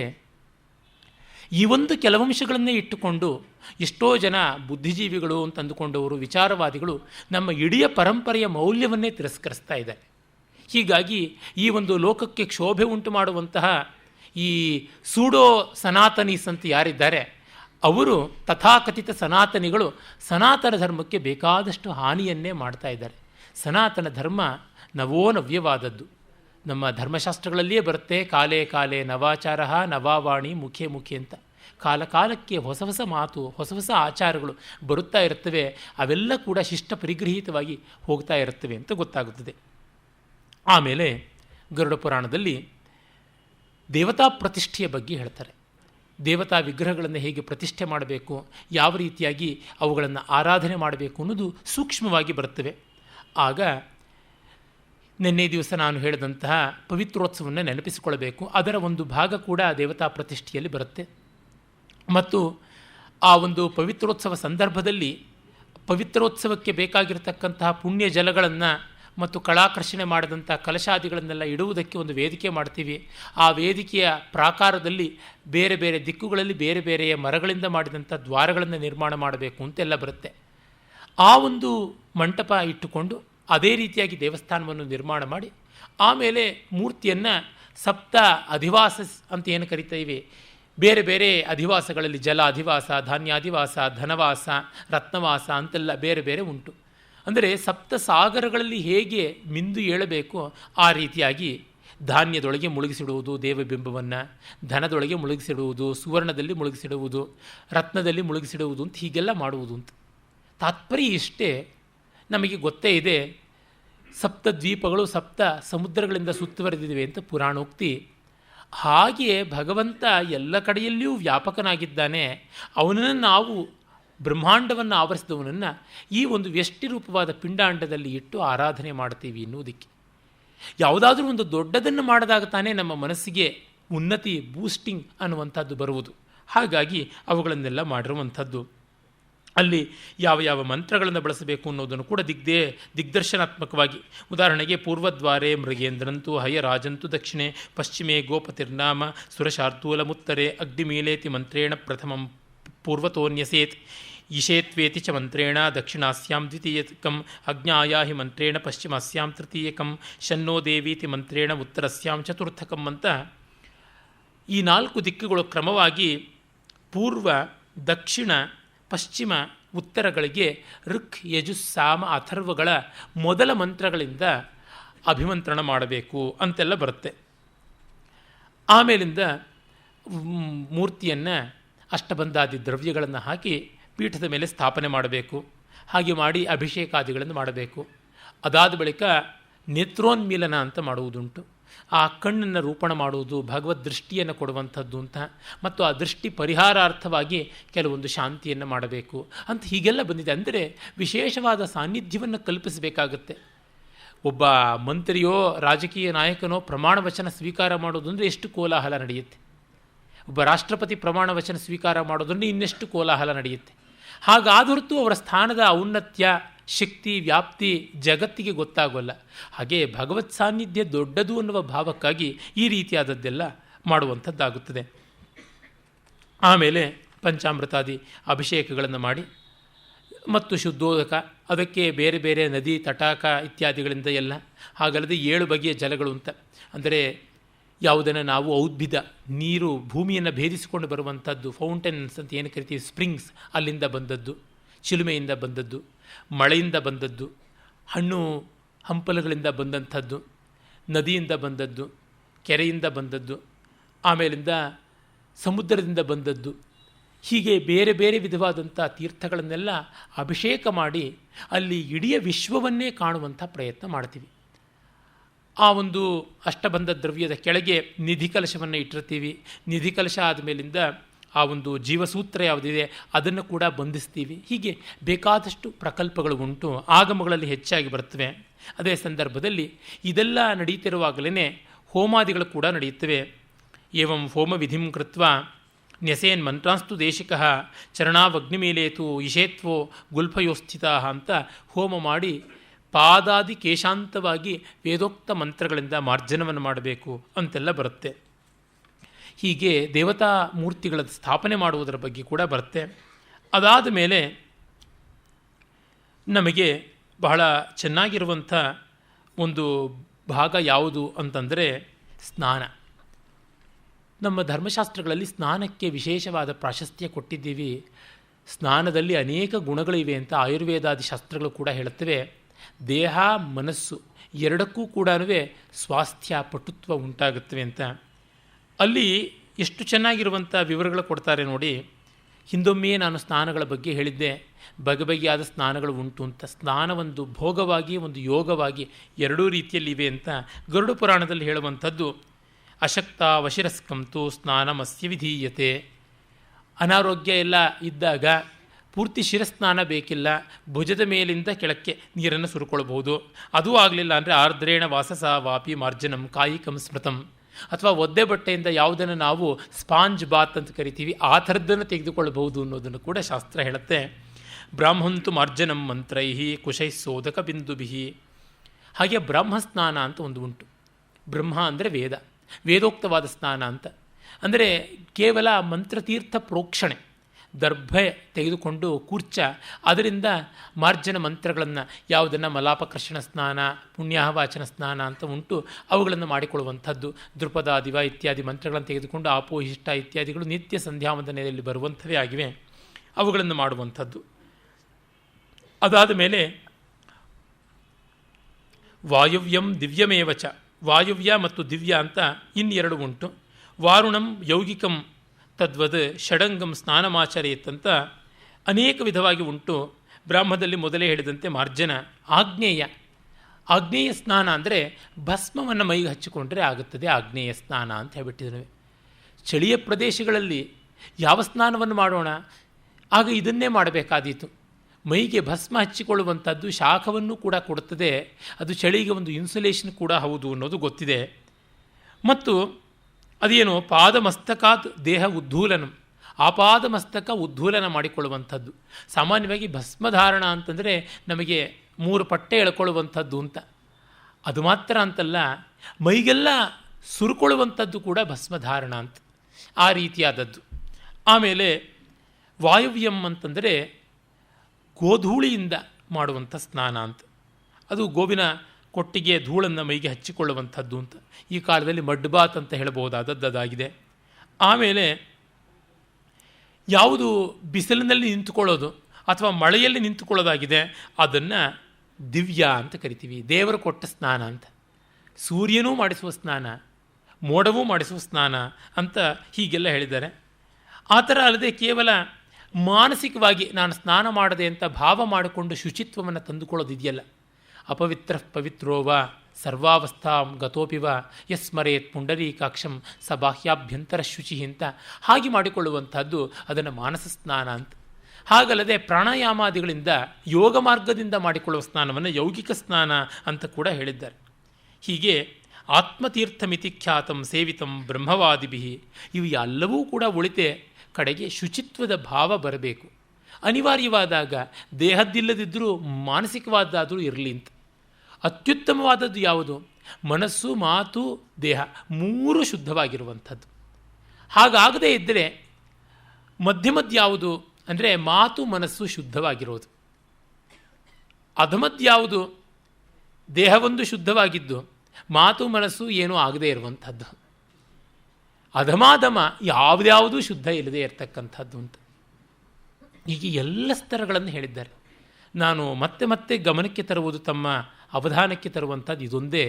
ನಮ್ಮ ಶಾಸ್ತ್ರಕಾರರ ವಿಸ್ತಾರವನ್ನು ಗಮನಿಸಿ, ಔದಾರ್ಯವನ್ನು ಗಮನಿಸಿ, ಅದಕ್ಕೆ ತಕ್ಕಂತೆ ನೋಡಬೇಕಾದದ್ದು ಅಂತ. ಆಮೇಲೆ ಸ್ನಾನ ಕಾಲದಲ್ಲಿ ಮಾಡಬೇಕಾದಂಥ ಜಪ, ಆ ಮೃತ್ತಿಕಾ ಸ್ನಾನವನ್ನು ಹೇಗೆ ಮಾಡಬೇಕು, ಎಷ್ಟು ಪ್ರಮಾಣದ ಮಣ್ಣನ್ನು ತೆಗೆದುಕೊಳ್ಳಬೇಕು, ಎಷ್ಟು ಪ್ರಮಾಣದ ಅನುಲೇಪನವನ್ನು ತೆಗೆದುಕೊಳ್ಳಬೇಕು, ಇವೆಲ್ಲ ಕೂಡ ಬರ್ತದೆ. ಸ್ನಾನವನ್ನು ಒಂದು ಭೋಗದಂತೆ ಪುರಾಣಗಳು ವರ್ಣಿಸಿಲ್ಲ. ಹಾಗೆ ವರ್ಣಿಸುವುದು ಆಯುರ್ವೇದ. ಅಲ್ಲಿ ಅಭ್ಯಂಜನಾದಿಗಳು ವಿಶೇಷವಾಗಿ ಬರುತ್ತವೆ. ಯಾವ್ಯಾವ ರೀತಿಯಾದ ಎಣ್ಣೆಯನ್ನು ಬಳಸಬೇಕು, ಯಾವ್ಯಾವ ರೀತಿಯಾದ ಪುಷ್ಪ ಪರಿಮಳವನ್ನು ಅಲ್ಲಿ ಸೇರಿಸಬೇಕು ಅಂತೆಲ್ಲ ಬರುತ್ತದೆ.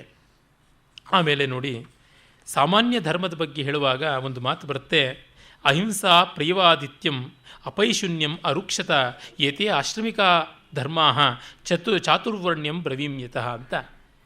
ಎಲ್ಲ ಆಶ್ರಮ, ಎಲ್ಲ ವರ್ಣದವರಿಗೂ ಇರುವಂಥದ್ದು ಅಹಿಂಸೆ, ಪ್ರಿಯವಾದಿತ್ವ, ಅಪೈಶೂನ್ಯ, ಅರುಕ್ಷತ ಅಂತ. ಈ ನಾಲ್ಕನ್ನು ಹೇಳ್ತಾರೆ. ಅಹಿಂಸೆ ಯಾರನ್ನೂ ಮನಸ್ಸಿನಿಂದ, ಮಾತಿನಿಂದ, ಕೃತಿಯಿಂದ ನೋಯಿಸದೇ ಇರುವಂಥದ್ದು. ಕಡೆಯ ಪಕ್ಷ ಕೃತಿಯಿಂದ ನೋಯಿಸದೇ ಇರುವಂಥದ್ದು ದೇಹದಿಂದ.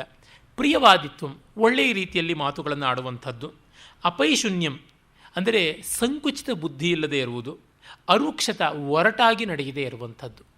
ಇದು ಉದಾರತೆ ಕಟ್ಟ ಕಡೆಯಲ್ಲಿ ಬರುವುದದೇ. ಎಲ್ಲಕ್ಕಿಂತ ಮಿಗಿಲಾದದ್ದು ಸಾಮಾನ್ಯ ಧರ್ಮ. ಅದರೊಳಗೆ ಆಂಧ್ರಶಂಸ್ಯ, ಔದಾರ್ಯ ಅನ್ನುವಂಥ ಮಾತು. ಔದಾರ್ಯ ಅಂದರೆ ನಾವು ಜನರಾಸಿಟಿ ಇನ್ ಟರ್ಮ್ಸ್ ಆಫ್ ಮನಿ ಅಂತಲೇ ಅಂದ್ಕೋತೀವಿ. ಇನ್ ಟರ್ಮ್ಸ್ ಆಫ್ ಮೈಂಡ್ ಬಹಳ ಮುಖ್ಯ. ಇನ್ನೊಬ್ಬರ ಅಭಿಪ್ರಾಯವನ್ನು ಒಪ್ಪುವಂಥ ಮನಸ್ಸಿದೆಯಲ್ಲ, ಅದು ತುಂಬ ತುಂಬ ಉದಾರವಾದದ್ದು, ತುಂಬ ವಿಶಾಲವಾದಂಥ ಮನಸ್ಸು. ಆ ಬಗ್ಗೆ ಬರುತ್ತದೆ. ಆಮೇಲೆ ಪಂಚಮಹಾಯಜ್ಞಗಳ ಬಗ್ಗೆ ಪ್ರಸ್ತಾವ ಬರುತ್ತದೆ. ಅದೆಲ್ಲ ಎಷ್ಟೋ ಬಾರಿ ನೋಡಿರುವಂಥದ್ದಾಗಿದೆ. ಆಮೇಲೆ ದಾನದ ಬಗೆಗೆ ಬರುತ್ತೆ. ವಿಸ್ತಾರವಾಗಿ ದಾನ ವಿಷಯಗಳನ್ನು ಹೇಳ್ತಾರೆ. ಈ ದಾನ ಅನ್ನುವಂಥದ್ದು ಎಲ್ಲ ಮತಗಳವರೂ ಹೇಳಿದ್ದಾರೆ, ಪ್ರಪಂಚದ ಎಲ್ಲ ಕಡೆಯಲ್ಲಿಯೂ ಉಂಟು. ಇದನ್ನು ವಿಧಿವತ್ತಾಗಿ ಹೇಳಿರುವ ಕಾರಣ ಇಷ್ಟೇ, ಮನುಷ್ಯ ಸಹಜವಾಗಿ ಲೋಭಿ. ಆ ಕಾರಣದಿಂದಲೇ ಉಪನಿಷತ್ತು ಹೇಳ್ತು, ಪರಬ್ರಹ್ಮ ಪ್ರಜಾಪತಿ ಹತ್ತಿರಕ್ಕೆ ದೇವದಾನವ ಮಾನವರೆಲ್ಲ ಹೋದಾಗ ನಮಗೆ ಒಂದು ಅಕ್ಷರದ ಸಂದೇಶ ಬೇಕು ಅಂದಾಗ ಒಂದೇ ದ ಅನ್ನುವುದು ಹೇಳಿದ್ದು. ಆಗ ದೇವತೆಗಳು ನಾವು ಭೋಗಿಗಳಾದ ಕಾರಣ ಸ್ವಲ್ಪ ದಮನ ಮಾಡಿಕೊಳ್ಳಬೇಕು, ಭೋಗಕಾಂಕ್ಷೆ, ದಾಮ್ಯತಾ ಅಂತ ನಮ್ಮ ಉಪದೇಶ ಅಂತಂದುಕೊಂಡ್ರು. ದಾನವರು ನಾವು ಕ್ರೂರಿಗಳಾದ ಕಾರಣ ಕನಿಕರ ತೋರಿಸಬೇಕು, ದಯಧ್ವಂ ಅಂತ ನಮಗೆ ಪ್ರಜಾಪತಿ ಹೇಳಿದ್ದು ಅಂತ. ಮಾನವರು ನಾವು ಲೋಭಿಗಳಾದ ಕಾರಣ ದತ್ತ ಕೊಡಿ ಅಂತ ಹೇಳಿಬಿಟ್ಟು. ಹೀಗಾಗಿ ಮಾನವ ಲೋಕಕ್ಕೆ ದಾನ ತುಂಬ ತಾರಕವಾದದ್ದು ಅಂತ. ಆ ದಾನವನ್ನು ಪಾತ್ರ, ದೇಶ, ಕಾಲ ಇತ್ಯಾದಿಗಳನ್ನು ನೋಡಿ ದ್ರವ್ಯ ಶುಚಿ ಅವುಗಳನ್ನೆಲ್ಲ ಗಮನಿಸಿಕೊಂಡು ಮಾಡಬೇಕು ಅಂತ ಬರುತ್ತೆ. ಇಲ್ಲಿ ಬಗೆ ಬಗೆಯ ಫಲಗಳಿಗೆ ಬಗೆ ಬಗೆಯ ದಾನವನ್ನು ಹೇಳಿದ್ದಾರೆ. ಹಾಗಾಗಿ ಫಲ ಅನ್ನುವುದನ್ನು ಗಮನಿಸಿಕೊಂಡವನು ಇನ್ನು ಯಾವುದನ್ನು ಮಾಡುವುದಕ್ಕಿಂತಲೂ ದಾನವನ್ನು ಮಾಡುವಂಥದ್ದು ಒಳ್ಳೆಯದು ಅಂತ ಗರುಡ ಪುರಾಣದ ತತ್ವ. ಅದಾದ ಮೇಲೆ ಪ್ರಾಯಶ್ಚಿತ್ತ ವಿಧಿಯ ಬಗ್ಗೆ ಬರುತ್ತೆ. ಪ್ರಾಯಶ್ಚಿತ್ತ ಬಹಳ ಮುಖ್ಯವಾದ ಅಂಗ. ಯಾಕೆಂದರೆ ದಂಡನೆಯನ್ನು ನಾವು ಮಾಡಿಕೊಳ್ಳಲ್ಲ, ಬೇರೊಬ್ಬ ಮಾಡ್ತಾನೆ. ದಂಡನೆ ವ್ಯವಹಾರಕ್ಕೆ ಸಂಬಂಧಪಟ್ಟಂಥ ಕಷ್ಟ ನಷ್ಟಗಳಲ್ಲಿ ಆಗುವಂಥದ್ದು. ಅಂದರೆ ವ್ಯವಹಾರದಲ್ಲಿ ತಪ್ಪಿದಾಗ ಆಗುವಂಥದ್ದು ದಂಡ. ಅದು ರಾಜ ಮುಖ್ಯಾಧಿಕರಣದಲ್ಲಿದ್ದರೆ, ಅಥವಾ ಗೌಣಾಧಿಕರಣ ಅಮುಖ್ಯಾಧಿಕರಣ ಅಂತಾದರೆ ಅಲ್ಲಿ ಬೇರೆ ಬೇರೆ ಯಾರಾದರೂ ರಾಜದತ್ತಾಧಿಕಾರಿಗಳಿರ್ತಾರೆ. ಅಂದರೆ ನೇರವಾದ ಸರ್ಕಾರದ ಪ್ರತಿನಿಧಿಗಳು ಇರ್ತಾರೆ. ಹಾಗಲ್ಲದೆ ನಾವು ಈ ಒಂದು ಲೋಕದಲ್ಲಿ ಆಚಾರವನ್ನು ತಪ್ಪಿದರೆ, ಆಚಾರ ಅಂತಂದರೆ ಕಾಣದ್ದಕ್ಕೆ ತಕ್ಕ ರೀತಿಯಲ್ಲಿ ಯುಕ್ತವಾಗಿ ನಡ್ಕೊಳ್ಳೋದು ಅಂತ ಬಹಳ ಬಾರಿ ನಾನು ತಿಳಿಸಿದ್ದೀನಿ. ಆಗ ಮಾಡುವಂಥದ್ದು ಪ್ರಾಯಶ್ಚಿತ್ತ. ಅಂದರೆ ನಮಗೆ ನಾವೇ ಜವಾಬ್ದಾರರು ಅಂತ, ಒನ್ಸ್ ಓನ್ ಅಕೌಂಟಬಿಲಿಟಿ ಅಂತಾರಲ್ಲ, ಅದು ಆಚಾರದ ಮುಖ್ಯ ಲಕ್ಷಣ. ಒಂದು ಸಮಾಜ ಅಭಿವೃದ್ಧಿ ಆಗುವುದರ ಮುಖ್ಯ ಲಕ್ಷಣ, ಒಂದು ನಾಗರಿಕತೆ ಸಂಸ್ಕೃತಿ ಆಗ್ತಾ ಇರೋದರ ಮುಖ್ಯ ಲಕ್ಷಣ ಏನೆಂದರೆ ವ್ಯವಹಾರಕ್ಕಿಂತ ಆಚಾರಕ್ಕೆ ಪ್ರಾಯಶ್ಚಿತ್ತ ಆಚಾರಕ್ಕೆ ಪ್ರಾಶಸ್ತ್ಯ ದಂಡಕ್ಕಿಂತ ಪ್ರಾಯಶ್ಚಿತ್ತಕ್ಕೆ ಹೆಚ್ಚಿನ ಪ್ರಾಶಸ್ತ್ಯ ಇರುವಂಥದ್ದು. ಅಂದರೆ ತನಗೆ ತಾನೇ ಅಕೌಂಟಬಲ್ ಆದಾಗ ತನಗೆ ತಾನೇ ಮಾಡಿಕೊಳ್ಳುವಂಥ ಕರೆಕ್ಷನ್ ಯಾವುದಿದೆ ಅದನ್ನು ಪ್ರಾಯಶ್ಚಿತ್ತ ಅಂತ ಕರೆದರು. ಅಂದರೆ ಎಷ್ಟು ಮಟ್ಟಿಗೆ ಅವನಿಗೆ ಮೌಲ್ಯ ಸಂವೇದನೆ ಇರಬೇಕು ಅಂತ ಗೊತ್ತಾಗುತ್ತೆ. ಮೌಲ್ಯ ಸಂವೇದನೆ ಇರುವ ಪ್ರಮಾಣವನ್ನು ಅನುಸರಿಸಿಯೇ ನಾಗರಿಕತೆ, ಸಿವಿಲೈಸೇಷನ್ ವಿಲ್ ಬಿಕಮ್ ಕಲ್ಚರ್, ಸಂಸ್ಕೃತಿ ಆಗುತ್ತದೆ. ಅವನು ಪಶು ಮಾನವನಾಗ್ತಾನೆ, ಮಾನವ ಮಾನವೋತ್ತಮನಾಗ್ತಾನೆ, ಮಾನವೋತ್ತಮ ದೇವನೇ ಆಗ್ತಾನೆ. ಈ ಕಾರಣ ಈ ವೈಯಕ್ತಿಕವಾದ ಯೋಗ್ಯತೆ ಉಳಿಸಿಕೊಳ್ಳೋದು ತುಂಬ ಮುಖ್ಯವಾಗುತ್ತೆ. ಆ ಕಾರಣ ಪ್ರಾಯಶ್ಚಿತ್ತಾಧ್ಯಾಯಕ್ಕೆ ತುಂಬ ಬೆಲೆ ಕೊಟ್ಟಿದ್ದಾರೆ. ಹೀಗಾಗಿ ಯಾಜ್ಞವಲ್ಕ್ಯ ಸ್ಮೃತ್ಯಾದಿಗಳಲ್ಲಿ ಆಚಾರ ಮತ್ತು ವ್ಯವಹಾರ ಕಟ್ಟಕಡೆಯಲ್ಲಿ ಪ್ರಾಯಶ್ಚಿತ್ತ ಅನ್ನುವ ಒಂದು ವಿಸ್ತಾರವಾದ ಕಾಂಡವೇ ಬರುತ್ತದೆ. ಇಲ್ಲಿ ಪ್ರಾಯಶ್ಚಿತ್ತದ ಕೆಲವೊಂದು ಅಂಶಗಳನ್ನು ನೋಡಿ ಎಷ್ಟು ಚೆನ್ನಾಗಿರುವಂಥವ ಇವೆ ಅಂತಂದರೆ, ಒಂದು ಬೆಕ್ಕನ್ನು ಕೊಂದರೆ, ಕಪ್ಪೆಯನ್ನು ಕೊಂದರೆ ಕೂಡ ಪ್ರಾಯಶ್ಚಿತ್ತ ಮಾಡಿಕೊಳ್ಳಬೇಕು ಅಂತ. ದಂಡ ಅಂತಾದರೆ ಸಾಮಾನ್ಯವಾಗಿ ಎಷ್ಟೋ ಬಾರಿ ದುಡ್ಡು ಕಟ್ಟಿ ತಪ್ಪಿಸಿಕೊಳ್ಳಬಹುದು ಅಂತ. ಈಗ ನೋಡಿ, ಟ್ರಾಫಿಕ್ ರೂಲ್ಸನ್ನು ವೈಲೇಟ್ ಮಾಡಿದ್ರು ಅಂತಂದ ತಕ್ಷಣ ಅಲ್ಲಿಂದಲ್ಲಿಗೇ ದುಡ್ಡು ಕಟ್ಟಿಬಿಟ್ಟು ಹೋಗಬೇಕು ಅಂತ. ದುಡ್ಡಿನ ಅನುಕೂಲತೆ ತುಂಬ ಇದ್ದವನಿಗೆ ಎಷ್ಟು ಬಾರಿ ಬೇಕಾದ್ರೂ ಪೆನಾಲ್ಟಿ ಹಾಕಿಸ್ಕೊಳ್ತೀನಿ ಅಂತಂತಾನೆ. ಅದರೊಳಗೂ ಜವಾಬ್ದಾರಿ ಇಲ್ಲದ ಯುವಜನತೆ ಎಷ್ಟೋ ಬಾರಿ ಹಾಗೇ ಮಾಡುವುದುಂಟು. ಹಾಗಲ್ಲದೆ ನಿನ್ನ ಲೈಸೆನ್ಸನ್ನು ಸೀಸ್ ಮಾಡ್ತೀವಿ ಅಂತಂದರೆ ಅದು ಸರಿಯಾದಂಥ ದಂಡ ಆಗುತ್ತೆ. ನಿನ್ನ ಲೈಸೆನ್ಸನ್ನು ಜೀವ ಇಡೀ ಮಾಡುವಂಥದ್ದು ಅಂತಲ್ಲ, 1 ವರ್ಷವೋ 1 ತಿಂಗಳೋ ಅಂತ ಹಾಗೆ ಮಾಡಿದಾಗ ಅದು ಯುಕ್ತ ದಂಡವಾಗುತ್ತೆ. ಆ ರೀತಿಯಾದದ್ದು ಪ್ರಾಯಶ್ಚಿತ್ತ. ಅಂದರೆ ಪ್ರಾಯಶ್ಚಿತ್ತದಲ್ಲಿ ಕ್ರಿಯಾತ್ಮಕವಾಗಿ ತಾನು ತನ್ನನ್ನು ತೊಡಗಿಸಿಕೊಳ್ತಾನೆ. ಯಾವುದೋ ಒಂದಿಷ್ಟು ದ್ರವ್ಯತ್ಯಾಗ ಮಾಡಿ ಸುಮ್ಮನೆ ಆಗೋದಿಲ್ಲ. ಕಾರಣ ದ್ರವ್ಯತ್ಯಾಗ ಎಲ್ಲ ಕಡೆಯಲ್ಲೂ ಎಂಪ್ಲಾಯ್ಮೆಂಟ್ ಜನರೇಟ್ ಆಗುವಂಥ ಈ ಕಾಲದಲ್ಲಿ ತುಂಬ ಸುಲಭವಾದದ್ದು. ಎಲ್ಲಿಂದಲೋ ಹೇಗೋ ಸಂಪಾದಿಸಿಬಿಟ್ಟು ಕೊಟ್ಟು ಬಿಡ್ಬೋದು. ಒಂದು ಪಾರ್ಟಿ ಕೊಡಬೇಕು ಅಂತಂದರೆ ಹೋಟೆಲ್ನಲ್ಲಿ ಕೊಟ್ಟರೆ ಎಲ್ಲರೂ ಬಾಯಿ ಬಿಟ್ಕೊಂಡು ಬರ್ತಾರೆ ಅಂತ ನನ್ನ ಸ್ನೇಹಿತರೊಬ್ಬರು ಹೇಳ್ತಾ ಇದ್ದರು. ಆ ರೀತಿಯಾಗಿ ನಿಷ್ಪ್ರಯೋಜನ. ಮನೆಯಲ್ಲಿ ಮಾಡುವುದಕ್ಕೆ ಇಷ್ಟಪಡಬೇಕು, ಇಷ್ಟಪಡುವಂತಾಗಬೇಕು. ಅಲ್ಲಿ ವಿಶೇಷವಾದಂಥ ಪ್ರೀತಿ ಉಂಟು. ಅಲ್ಲಿ ಮಾಡಿದ್ದು ತೃಣವಾದರೂ ಕೂಡ ಪರ್ವತದಂತೆ ಆಗುತ್ತೆ. ಹಾಗೆ ಪ್ರಾಯಶ್ಚಿತ್ತ ಅನ್ನುವಲ್ಲಿ ನಾನು 1 ದಿವಸ ಉಪವಾಸ ಮಾಡ್ತೀನಿ, ಒಂದು ಕೃಚ್ಛ್ರವನ್ನು ಮಾಡ್ತೀನಿ, ಅಥವಾ ನಾನು ಒಂದು ಗೋಷ್ಠದಲ್ಲಿ ಸೇವೆ ಮಾಡ್ತೀನಿ ಅಂತ ನೋಡಿ. ಈಗಲೂ ಕೂಡ ಈ ರೀತಿಯಾದದ್ದು ಎಷ್ಟು ಚೆನ್ನಾಗಿ ನಮ್ಮ ಸಿಖ್ ಬಂಧುಗಳಲ್ಲಿ ಇದೆ ಅಂತ ಗೊತ್ತಾಗುತ್ತದೆ. ಆ ಒಂದು ಮತ ಸಂಪ್ರದಾಯಕ್ಕೆ ತಪ್ಪಿ ನಡ್ಕೊಂಡ್ರೆ ಅವನು ಗುರುದ್ವಾರಕ್ಕೆ ಬಂದು ಚಪ್ಪಲಿ ಒರೆಸೋ ಕೆಲಸದಿಂದ ಮೊದಲುಗೊಂಡು ಮಾಡಬೇಕು ಅಂತ. ಅವರು ಬೂಟಾ ಸಿಂಗ್ನಂಥ ಕೇಂದ್ರ ಸಚಿವರಾಗಿದ್ದವರಿಗೇನೆ ದಾಕ್ಷಿಣ್ಯ ಇಲ್ಲದೆ ಅವುಗಳನ್ನು ಫರ್ಮಾನ್ ಹೊಡೆಸಿ ಮಾಡಿಸಿದ್ರು. ನಮ್ಮಲ್ಲಿ ಯಾವ ಸ್ವಾಮಿಗಳಿಗೆ ಈ ರೀತಿಯಾದ ಶಕ್ತಿ ಉಂಟು? ಯಾವ ರಾಜಕಾರಣಿಗಳು ಅದಕ್ಕೆ ಸೊಪ್ಪು ಹಾಕ್ತಾರೆ? ಪ್ರಾಯಶ್ಚಿತ್ತಕ್ಕೆ ಆ ರೀತಿಯಾದಂಥ ಒಂದು ಶಕ್ತಿ ಬೇಕಾಗುತ್ತೆ. ನಾವು ಕೊಟ್ಟರೆ ಉಂಟು ವ್ಯವಸ್ಥೆಗೆ ಶಕ್ತಿ, ಇಲ್ಲದೇ ಇದ್ದರೆ ಇರುವಂಥದ್ದು ಅಲ್ಲ. ಆ ಒಂದು ಪ್ರಾಯಶ್ಚಿತ್ತಾಧ್ಯಾಯ, ಆಚಾರಾಧ್ಯಾಯ, ವ್ಯವಹಾರಾಧ್ಯಾಯಗಳೆಲ್ಲ ಕೂಡ ವಿಶೇಷವಾಗಿ ಯಾಜ್ಞವಲ್ಕ್ಯ ಸ್ಮೃತಿಯನ್ನು ಅವಲಂಬಿಸಿಕೊಂಡು ಮಾಡಿರುವುದು. ಆ ಕಾರಣ ಇಲ್ಲಿ ಮುಖ್ಯವಾಗಿ ಆಚಾರ ವ್ಯವಹಾರ ಪ್ರಾಯಶ್ಚಿತ್ತಗಳನ್ನು ಮಹಾವಿಷ್ಣುವಿನ ಬಾಯಿಂದ ಅಥವಾ ಯಾಜ್ಞವಲ್ಕ್ಯ ಮಹರ್ಷಿಯ ಬಾಯಿಂದಲೇ ಹೇಳಿಸಿರುವಂಥದ್ದು ಆಗಿದೆ. ಅದಾದ ಮೇಲೆ ಭುವನಕೋಶ ಅಂತ ಬರುತ್ತೆ ಒಂದು ವಿವರ.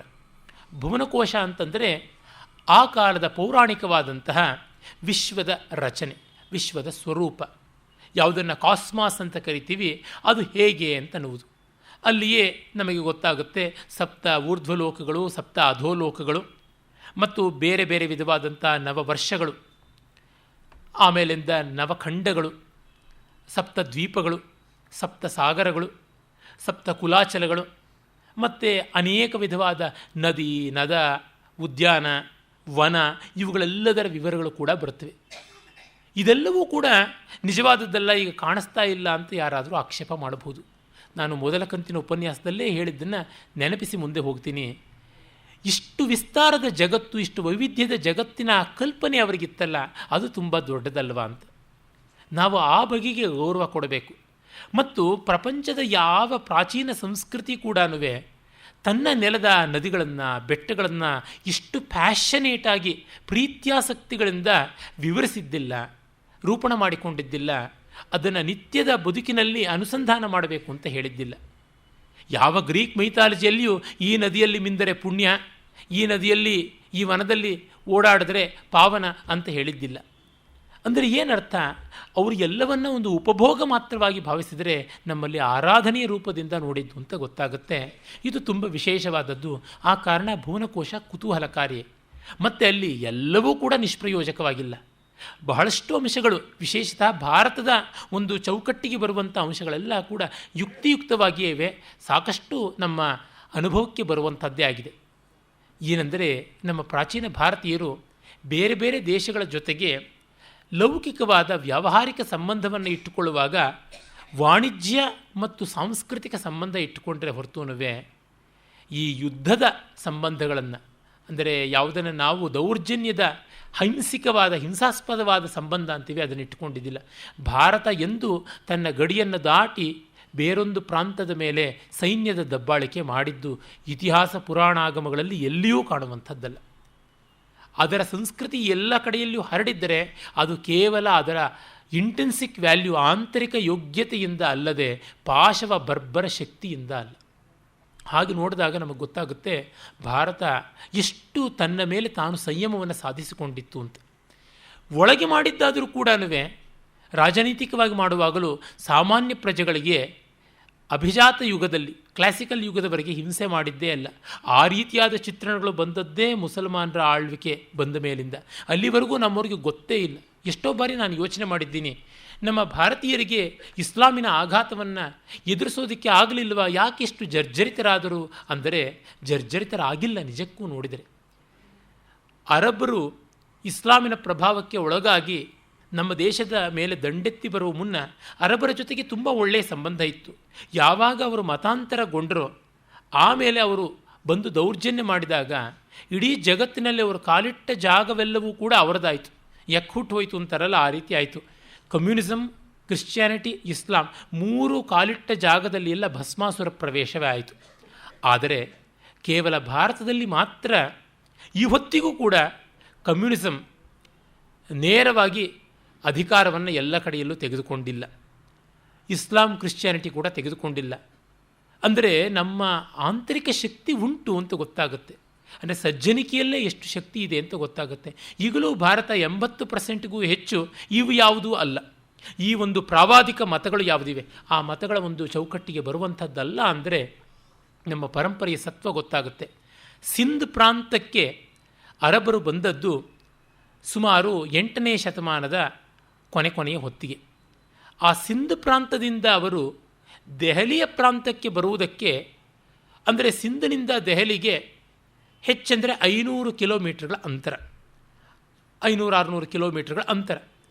ಅಷ್ಟಕ್ಕೆ ಬರುವುದಕ್ಕೆ ಅವರು ಸುಮಾರು ಏನಿಲ್ಲ ಅಂತಂದರೂ 3 ಶತಮಾನದಷ್ಟು ಕಾಯಬೇಕಾಯಿತು. 11ನೇ ಶತಮಾನದಲ್ಲಿ ಪೃಥ್ವಿರಾಜ ಚೌಹಾಣನ ಕಾಲದಲ್ಲಿ ಇವನು ಮಹಮ್ಮದ್ ಘೋರಿ ಕಾಲಿಟ್ಟಿದ್ದು. ಸಿಂಧ್ನಲ್ಲಿ ಮಹಮ್ಮದ್ ಬಿನ್ ಕಾಸಿಂ ಬಂದದ್ದು. ಅಂದರೆ 300 ವರ್ಷದಷ್ಟು ಬೇಕಾಯಿತು. ಆ ಮಧ್ಯದಲ್ಲಿ ಇಲ್ಲಿ ಬಂದು ಹಾಗೆ ಹಿಂದೆ ಓಡಿ ಹೋಗ್ತಾ ಇದ್ದ ಹೇಡಿಯಾಗಿ ಅವನು ಗಜ್ನವಿ ಮಹಮ್ಮದ್. ಅವನು ಏನೂ ಕೂಡ ಒಂದು ನೆಲವನ್ನು ಊರುವುದಕ್ಕಾಗಲಿಲ್ಲ, ಸಾಮ್ರಾಜ್ಯ ಸ್ಥಾಪನೆ ಮಾಡೋಕ್ಕಾಗಲಿಲ್ಲ. ಒಬ್ಬ ಕೊಳ್ಳೆಕೋರನಾಗಿ ಬಂದು ಹೋದದ್ದಾಯಿತು. ಅದಾದ ಮೇಲೆ ಘೋರಿಯ ಅನುಯಾಯಿಗಳು, ದೆಹಲಿಯ ಸುಲ್ತಾನರು ಅಂತ ಯಾರನ್ನು ನಾವು ಕರಿತೀವಿ, ಗುಲಾಂ ಮನೆತನ, ಅವರು ತಮ್ಮ ಕರಾಳ ಬಾಹುಗಳನ್ನು ವಿಸ್ತಾರ ಮಾಡಿಕೊಂಡು ದೆಹಲಿಯನ್ನು, ಆ ಒಂದು ವ್ಯಾಪ್ತಿಯನ್ನು ತೆಗೆದುಕೊಳ್ಳೋದಕ್ಕೆ, ದೆಹಲಿಯಿಂದ 80 ಕಿಲೋಮೀಟರಷ್ಟು ರೇಡಿಯಸ್ ತ್ರಿಜ್ಯದ ಒಳಗೆ ಮಾಡಿಕೊಳ್ಳೋದಕ್ಕೆ ಮತ್ತೆ ಅವರು 2 ಶತಮಾನದಷ್ಟು ಕಾಯಬೇಕಾಯಿತು. ಅದಾದ ಮೇಲೆ ಮೊಘಲರ ಕಾಲದಲ್ಲಿ ಹೆಚ್ಚಿನ ವ್ಯಾಪ್ತಿ ಬಂತು. ಹಾಗೆ ಬರುವ ಹೊತ್ತಿಗೆ ಇತ್ತ ವಿಜಯನಗರ ಮತ್ತು ಮರಾಠ ಸಾಮ್ರಾಜ್ಯ ಅದು ಪ್ರಬಲವಾದ ಪ್ರತಿರೋಧವನ್ನು ಒಡ್ಡಿತು ಅಂತ ಗೊತ್ತಾದರೆ ಸುಮಾರು ಒಂದು ಹತ್ತಿರ 700 ವರ್ಷಗಳ ಅವಧಿಯಲ್ಲಿ ಅವರು ಸಮಗ್ರ ಭಾರತದ ಮೇಲೆ ರಾಜಕೀಯವಾಗಿ ಹತೋಟಿಯನ್ನು ಪೂರ್ಣವಾಗಿ ತೆಗೆದುಕೊಳ್ಳೋಕ್ಕಾಗಲಿಲ್ಲ, ಸಾಂಸ್ಕೃತಿಕವಾಗಿ ತೆಗೆದುಕೊಳ್ಳೋಕ್ಕಾಗಲಿಲ್ಲ. Sun never sets in British empire ಅನ್ನುವಂಥ ಒಂದು ವ್ಯಾಪ್ತಿಯನ್ನು ಆ ಒಂದು ಕ್ರೈಸ್ತವ ಕೃಪಾಪೋಷಿತವಾದಂಥ ಬ್ರಿಟಿಷ್ ಸಾಮ್ರಾಜ್ಯ ತೆಗೆದುಕೊಂಡರೂ ಕೂಡ ಭಾರತೀಯ ಸಮುದಾಯದ ಮೇಲೆ ಸಾಂಸ್ಕೃತಿಕವಾಗಿ ಅದು ಪ್ರಬಲವಾದಂತಹ ಹತೋಟಿಯನ್ನು ತೆಗೆದುಕೊಳ್ಳೋಕ್ಕಾಗಲಿಲ್ಲ.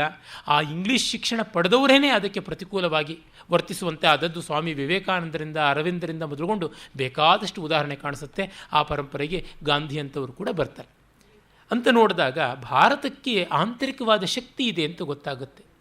ಅಂದರೆ ಈ ಭುವನಕೋಶಾದಿಗಳನ್ನು ನೋಡಿದಾಗ ನಮಗೆ ಗೊತ್ತಾಗುತ್ತೆ ಹೊರಗಿನ ವಿವರಗಳು ಯಾತಕ್ಕೆ ಅಪ್ ಟು ಡೇಟ್ ಜಿಯೋಗ್ರಫಿಗೆ ತಕ್ಕಂತೆ ಫ್ಯಾಕ್ಚುಯಲ್ ಆಗಿ ಇಲ್ಲ ಅಂದರೆ ನಾವು ಹೊರಗೆ ಆ ರೀತಿಯಾಗಿ ದಾಳಿ ಮಾಡುವಂತೆ ಹೋದವರಲ್ಲ. ಸಾಂಸ್ಕೃತಿಕವಾದ ಸಂಪರ್ಕ ಇಟ್ಕೊಂಡಿದ್ದು ಅದು ಏನು ಅವರು ಒಲಿದು ಅಪ್ಪಿಕೊಂಡದ್ರಿಂದ ಬಂದದ್ದೇ ಹೊರತು ನಾವು ಹೋಗಿ ಈ ಹೊತ್ತು ನಡೆಯುತ್ತಲ್ಲ ಬೇರೆ ಬೇರೆ ಚಾನೆಲ್ಗಳಲ್ಲಿ ಕೋಲಾಹಲ ಹಾಗೆ ಮಾಡಿದ್ದಲ್ಲ. ಅಂದರೆ ಅದು ಎಲ್ಲಿಗೆ ಜಪಾನ್ವರೆಗೂ ಇತ್ತ ಕಡೆ ನೋಡಿದ್ರೆ ದಕ್ಷಿಣ ಅಮೇರಿಕೆಯವರೆಗೂ ಹಬ್ಬಿದ್ದಾದರೂ ಕೂಡ ಇದರ ಸ್ಫೂರ್ತಿಯನ್ನು ತೆಗೆದುಕೊಂಡು ಕ್ರಮಕ್ರಮವಾಗಿ ಹೋದವರು ಮತ್ತು ಅಲ್ಲಿಯೇ ನೆಲೆಸಿ ಅಲ್ಲಿಯದನ್ನೇ ನೋಡಿ ಅಲ್ಲಿಯೇ ಉಳ್ಕೊಂಡವರು ಇಲ್ಲಿಗೆ ಬಂದು ಎಕ್ಸ್ಚೇಂಜ್ ಮಾಡ್ಕೊಳ್ಳೋದಕ್ಕಿಂತ ಹೆಚ್ಚಾಗಿ ಅವರು ಇತ್ತ ಕಡೆ ಹೋದವರನ್ನು ತಮ್ಮಲ್ಲಿ ಉಳಿಸಿಕೊಳ್ತಾ ಇದ್ದದ್ದಾಗಿತ್ತು. ಕೇವಲ ಬೌದ್ಧದಲ್ಲಿ ಮಾತ್ರ ಅಲ್ಲಿಯವರು ಇಲ್ಲಿಗೆ ಬಂದು ಯಾತ್ರೆ ಮಾಡ್ತಾಯಿದ್ರು. ಆದರೆ ಇಲ್ಲಿಯವರು ಯಾರೂ ಕೂಡ ಒಂದು ಅಶೋಕನ ಒಂದೋ ಎರಡೋ ಉದಾಹರಣೆಗಳು ಕಾಣುವಂತೆ ಮತಪ್ರಚಾರಕ್ಕೆ ಕಳಿಸಿದ್ದು ಅಂತ. ಆದರೆ ಈ ಅರ್ಥದಲ್ಲಿ ಖಂಡಿತವಾಗಿ ಅಲ್ಲ. ಹಾಗಾಗಿ ಅದು ಅಪವಾದವಾಗಿ ಉಳಿಯುತ್ತೆ. ಆ ಕಾರಣದಿಂದ ಭುವನಕೋಶ ಅನ್ನುವಂಥದ್ದನ್ನು ತುಂಬ ಹಾಸ್ಯಾಸ್ಪದ ಅಂತ ಪಕ್ಕಕ್ಕೆ ಇಡುವುದು ಕೂಡ ಸರಿಯಲ್ಲ. ಅದಕ್ಕೆ ಆದಂಥ ಒಂದು ಸ್ವಾರಸ್ಯಕರವಾದ ಆಯಾಮವನ್ನು ಉಂಟು. ಅದು ರಾಮಾಯಣಾದಿಗಳಲ್ಲಿ ಕೂಡ ಕಂಡುಬರ್ತದೆ. ನಮ್ಮ ದಂಡಿ ಮೊದಲಾದ ಮಹಾಕವಿಗಳ ಕಾವ್ಯದಲ್ಲಿ ಕೂಡ ಕಾಣಸಿಗುವಂಥದ್ದಾಗಿದೆ. ಆಮೇಲೆ ಪುರುಷ ಲಕ್ಷಣ, ಸ್ತ್ರೀ ಲಕ್ಷಣ, ಸಾಮುದ್ರಿಕಾದಿಗಳ ವಿವರಗಳು ಕೂಡ ಬರ್ತವೆ. ಇಲ್ಲಿ ಬರುವಂಥದ್ದು ಬಹಳ ಮಟ್ಟಿಗೆ ವೈಜ್ಞಾನಿಕವಾಗಿರುವಂಥದ್ದೇ ಆಗಿದೆ. ವೈಜ್ಞಾನಿಕ ಅಂತಂದರೆ ಯಾವುದನ್ನು ವಿವೇಕಯುಕ್ತವಾದಂತಹ ಈ ಆಧುನಿಕ ಕಾಲದಲ್ಲಿ ಮ್ಯಾನ್ ವಾಚಿಂಗ್, ವುಮೆನ್ ವಾಚಿಂಗ್ ಅಂತೆಲ್ಲ ಮಾಡಿದ್ದಾರೆ. ಸ್ವಭಾವವನ್ನು ಹೇಳುವಂಥದ್ದು ಆ ರೀತಿ ವ್ಯಕ್ತಿ ಸ್ವಭಾವಕ್ಕೆ ಅನುಗುಣವಾದ ರೀತಿಯಲ್ಲೇ ಬಂದಿರುವಂಥದ್ದು ಕಾಣಿಸುತ್ತೆ. ಆ ಉದ್ದ, ಅಳತೆ, ಗಾತ್ರ, ಬಣ್ಣ, ಪಟುತ್ವ, ಕಣ್ಣುಗಳ ರೀತಿ ಇವುಗಳನ್ನೆಲ್ಲವನ್ನು ಹಂತ ಹಂತವಾಗಿ ವಿವರಿಸ್ತಾರೆ. ಇದು ಮೂಲ ಗ್ರಂಥ ನಷ್ಟವಾಗಿದೆ. ಸಮುದ್ರ ಅನ್ನುವನೊಬ್ಬ ಬರೆದದ್ದು, ಅದು ಸಾಮುದ್ರಿಕ ಅಂತ ಆಯಿತು ಆ ಗ್ರಂಥ ಅಂತ. ಹಸ್ತ ಸಾಮುದ್ರಿಕ ಹೆಚ್ಚಾಗಿ ವ್ಯಾಪಕವಾಗಿದೆಯಾದರೂ ದೇಹ ಸಾಮುದ್ರಿಕ ವಿಸ್ತಾರವಾಗಿ ನಮ್ಮ ಭಟ್ಟೋತ್ಪಲನ ವ್ಯಾಖ್ಯಾನಯುತವಾದ ವರಾಹಮಿಹಿರಾಚಾರ್ಯರ ಬೃಹತ್ ಸಮಿತಿಯಲ್ಲಿ ಬರುತ್ತೆ. ಶಿವತತ್ವ ರತ್ನಾಕರದಲ್ಲಿ, ಅದಕ್ಕೂ ಪೂರ್ವದ ರಾಜಮಾನಸೋಲ್ಲಾಸ ಅಥವಾ ಅಭಿಲಷಿತಾರ್ಥ ಚಿಂತಾಮಣಿಯಲ್ಲಿ ಬರುತ್ತೆ. ಅಲ್ಲೆಲ್ಲ ಬರುವಂಥದ್ದನ್ನು ಬೇರೆ ಬೇರೆ ಮಾಹಿತಿಗಳ ಜೊತೆಗೆ ಇಟ್ಟುಕೊಂಡು ನೋಡಿದ್ರೆ ಒಳ್ಳೆಯ ಪ್ರಯೋಜನವನ್ನು ಕೊಡುತ್ತೆ. ಅಂದರೆ ನಿರಾಲಂಬವಾಗಿ ಯಾವುದೊಂದು ಶಾಸ್ತ್ರವನ್ನು ಇಟ್ಟುಕೊಳ್ಳಬಾರದು. ಆ ಕಾರಣವೇ ನಮ್ಮ ಬೋಧಾಯನ ಸೂತ್ರದಲ್ಲಿ ಬರುತ್ತೆ, ಏಕಂ ಶಾಸ್ತ್ರ ಮಧೀಯಾನೋ ನಗಚ್ಚೇತ್ ಶಾಸ್ತ್ರ ನಿರ್ಣಯಂ ಅಂತ. ಒಂದೇ ಶಾಸ್ತ್ರ ಓದಿರುವವನು ಆ ಶಾಸ್ತ್ರದಲ್ಲಿ ಏನನ್ನೂ ತೀರ್ಮಾನ ಮಾಡೋದಕ್ಕೆ ಅರ್ಹನಾಗೋದಿಲ್ಲ ಅಂತ. ಬೇರೆ ಬೇರೆ ವಿಷಯಗಳು ತಿಳಿದಿರಬೇಕು ಅಂತ ನನ್ನ ಗುರುಗಳು ಹೇಳ್ತಾ ಇದ್ದರು. ಒಬ್ಬ ಸಾಮಾನ್ಯವಾಗಿ ವಿದೇಶದ ವಿಜ್ಞಾನ ವಿಭಾಗದಲ್ಲಿರುವ ಒಬ್ಬ ಫಿಸಿಕ್ಸ್ ಪ್ರೊಫೆಸರು ಇಲ್ಲಿಯ ಕೆಮಿಸ್ಟ್ರಿ ಪ್ರೊಫೆಸರ್ಗಿಂತ ಹೆಚ್ಚು ಕೆಮಿಸ್ಟ್ರಿ ತಿಳಿದಿರ್ತಾನೆ ಅಂತ, ಮ್ಯಾಥಮೆಟಿಕ್ಸ್ ಪ್ರೊಫೆಸರ್ಗಿಂತ ಹೆಚ್ಚು ಮ್ಯಾಥಮೆಟಿಕ್ಸ್ ತಿಳಿದಿರ್ತಾನೆ ಅಂತ. ಅದು ನಮಗೆ ಬೇಕಾಗುತ್ತೆ. ಹಾಗಾಗಿ ಎಲ್ಲವನ್ನು ಒಳಗೊಳ್ಳುವಂತೆ ಆ ಕಾರಣವೇ ಪದವಾಕ್ಯ ಪ್ರಮಾಣ ಪುರಸ್ಸರವಾಗಿ ವೇದಾಂತ ಚಿಂತನೆಯನ್ನು ಮಾಡಬೇಕು ಅಂತ ಹೇಳ್ತಾ ಇದ್ದಿದ್ದು. ವ್ಯಾಕರಣ, ಛಂದಸ್ಸು, ಅಲಂಕಾರ ಇವುಗಳಿಗೆ ಪೂರಕವಾಗಿಯೇ ನೋಡಿಕೊಂಡು ಕಾವ್ಯ ಮೀಮಾಂಸೆಯನ್ನು ಕಲಿಯಬೇಕು ಅಂತ. ಗೀತ, ನೃತ್ಯ, ವಾದ್ಯ, ಚಿತ್ರ, ಶಿಲ್ಪ ಇವುಗಳನ್ನೆಲ್ಲ ಗಮನದಲ್ಲಿಟ್ಟುಕೊಂಡೇ ನಾಟ್ಯವಿದ್ಯೆಯನ್ನು ಅಂದರೆ ಡ್ರಮಟರ್ಜಿ ಅದನ್ನು ಕಲಿಯಬೇಕು ಅಂತ ಹೀಗೆಲ್ಲ ಮಾಡಿದ್ದು. ಭೋಜನ ಕುತೂಹಲ ಯಾವುದುಂಟು, ಪಾಕ ಆ ಒಂದು ಇದು, ಮತ್ತು ವನಸ್ಪತಿಗಳ, ವಾನಸ್ಪತ್ಯಗಳ, ಖನಿಜಗಳ ಇವುಗಳ ಔಷಧಿ ವಿಧಾನಗಳ ವಿವರಗಳನ್ನು, ಪ್ರಾಣಿ ಸ್ವಭಾವ, ಪಕ್ಷಿ ಸ್ವಭಾವ ಇವುಗಳನ್ನು, ಮತ್ತು ಗ್ರಹ ಗಣಿತ ಇತ್ಯಾದಿಗಳನ್ನು ಎಲ್ಲ ಗಮನಿಸಿಕೊಂಡು ಆಯುರ್ವೇದವನ್ನು ಮಾಡಬೇಕು ಅಂತ ಹೇಳಿದ್ದಾರೆ. ಅಂದರೆ ಐಸೋಲೇಟೆಡ್ ಆಗಿ ಯಾವ ವಿದ್ಯೆಯನ್ನು ನೋಡಬೇಕು ಅನ್ನೋದು ನಮ್ಮ ಪರಂಪರೆಯವರ ತಾತ್ಪರ್ಯ ಅಲ್ಲವೇ ಅಲ್ಲ. ಇಂಟಿಗ್ರೇಟೆಡ್ ಅಪ್ರೋಚ್ ಅನ್ನುವುದು ಮೊದಲಿಂದ ಕಂಡುಬರುವಂಥದ್ದಾಗಿದೆ.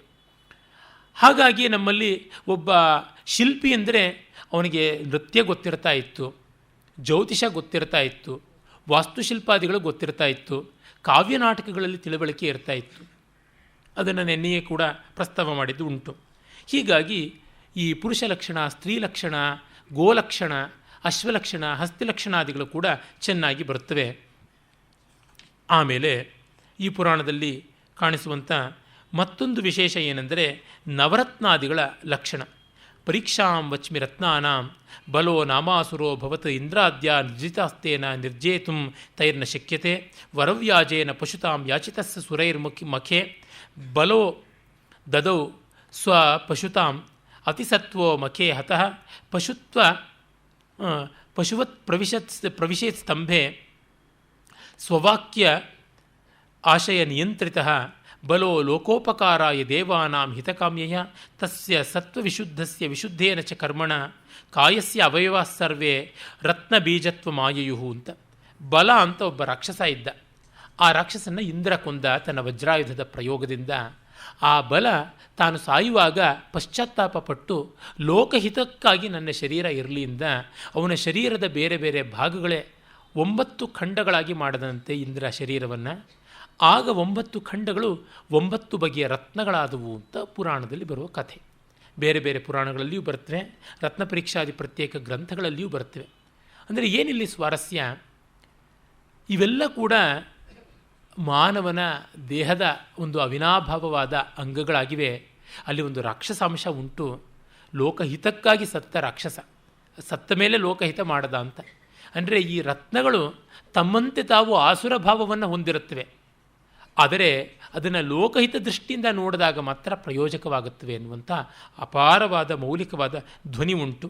ನವರತ್ನಗಳು ನಮಗೆಲ್ಲ ಗೊತ್ತಿರುವಂತೆ ವಜ್ರ, ಪದ್ಮರಾಗ, ಪುಷ್ಯರಾಗ, ವೈಡೂರ್ಯ ಅಥವಾ ವೈಡೂರ್ಯ, ಗೋಮೇದಿಕ, ಮರತಕ ಅಥವಾ ಮರಕತ, ನೀಲ, ಮೌಕ್ತಿಕ, ಪ್ರವಾಳ. ಮೌಕ್ತಿಕ ಅಂದರೆ ಮುತ್ತು, ಪ್ರವಾಳ ಅಂತಂದರೆ ಹವಳ. ಇವುಗಳನ್ನು ಎಲ್ಲೆಲ್ಲಿ ಸಿಗುತ್ತವೆ, ಅವುಗಳ ವರ್ಣ ಏನು, ಅವುಗಳ ಲಕ್ಷಣ ಏನು, ಅವುಗಳೆಲ್ಲವೂ ಬರುತ್ತವೆ.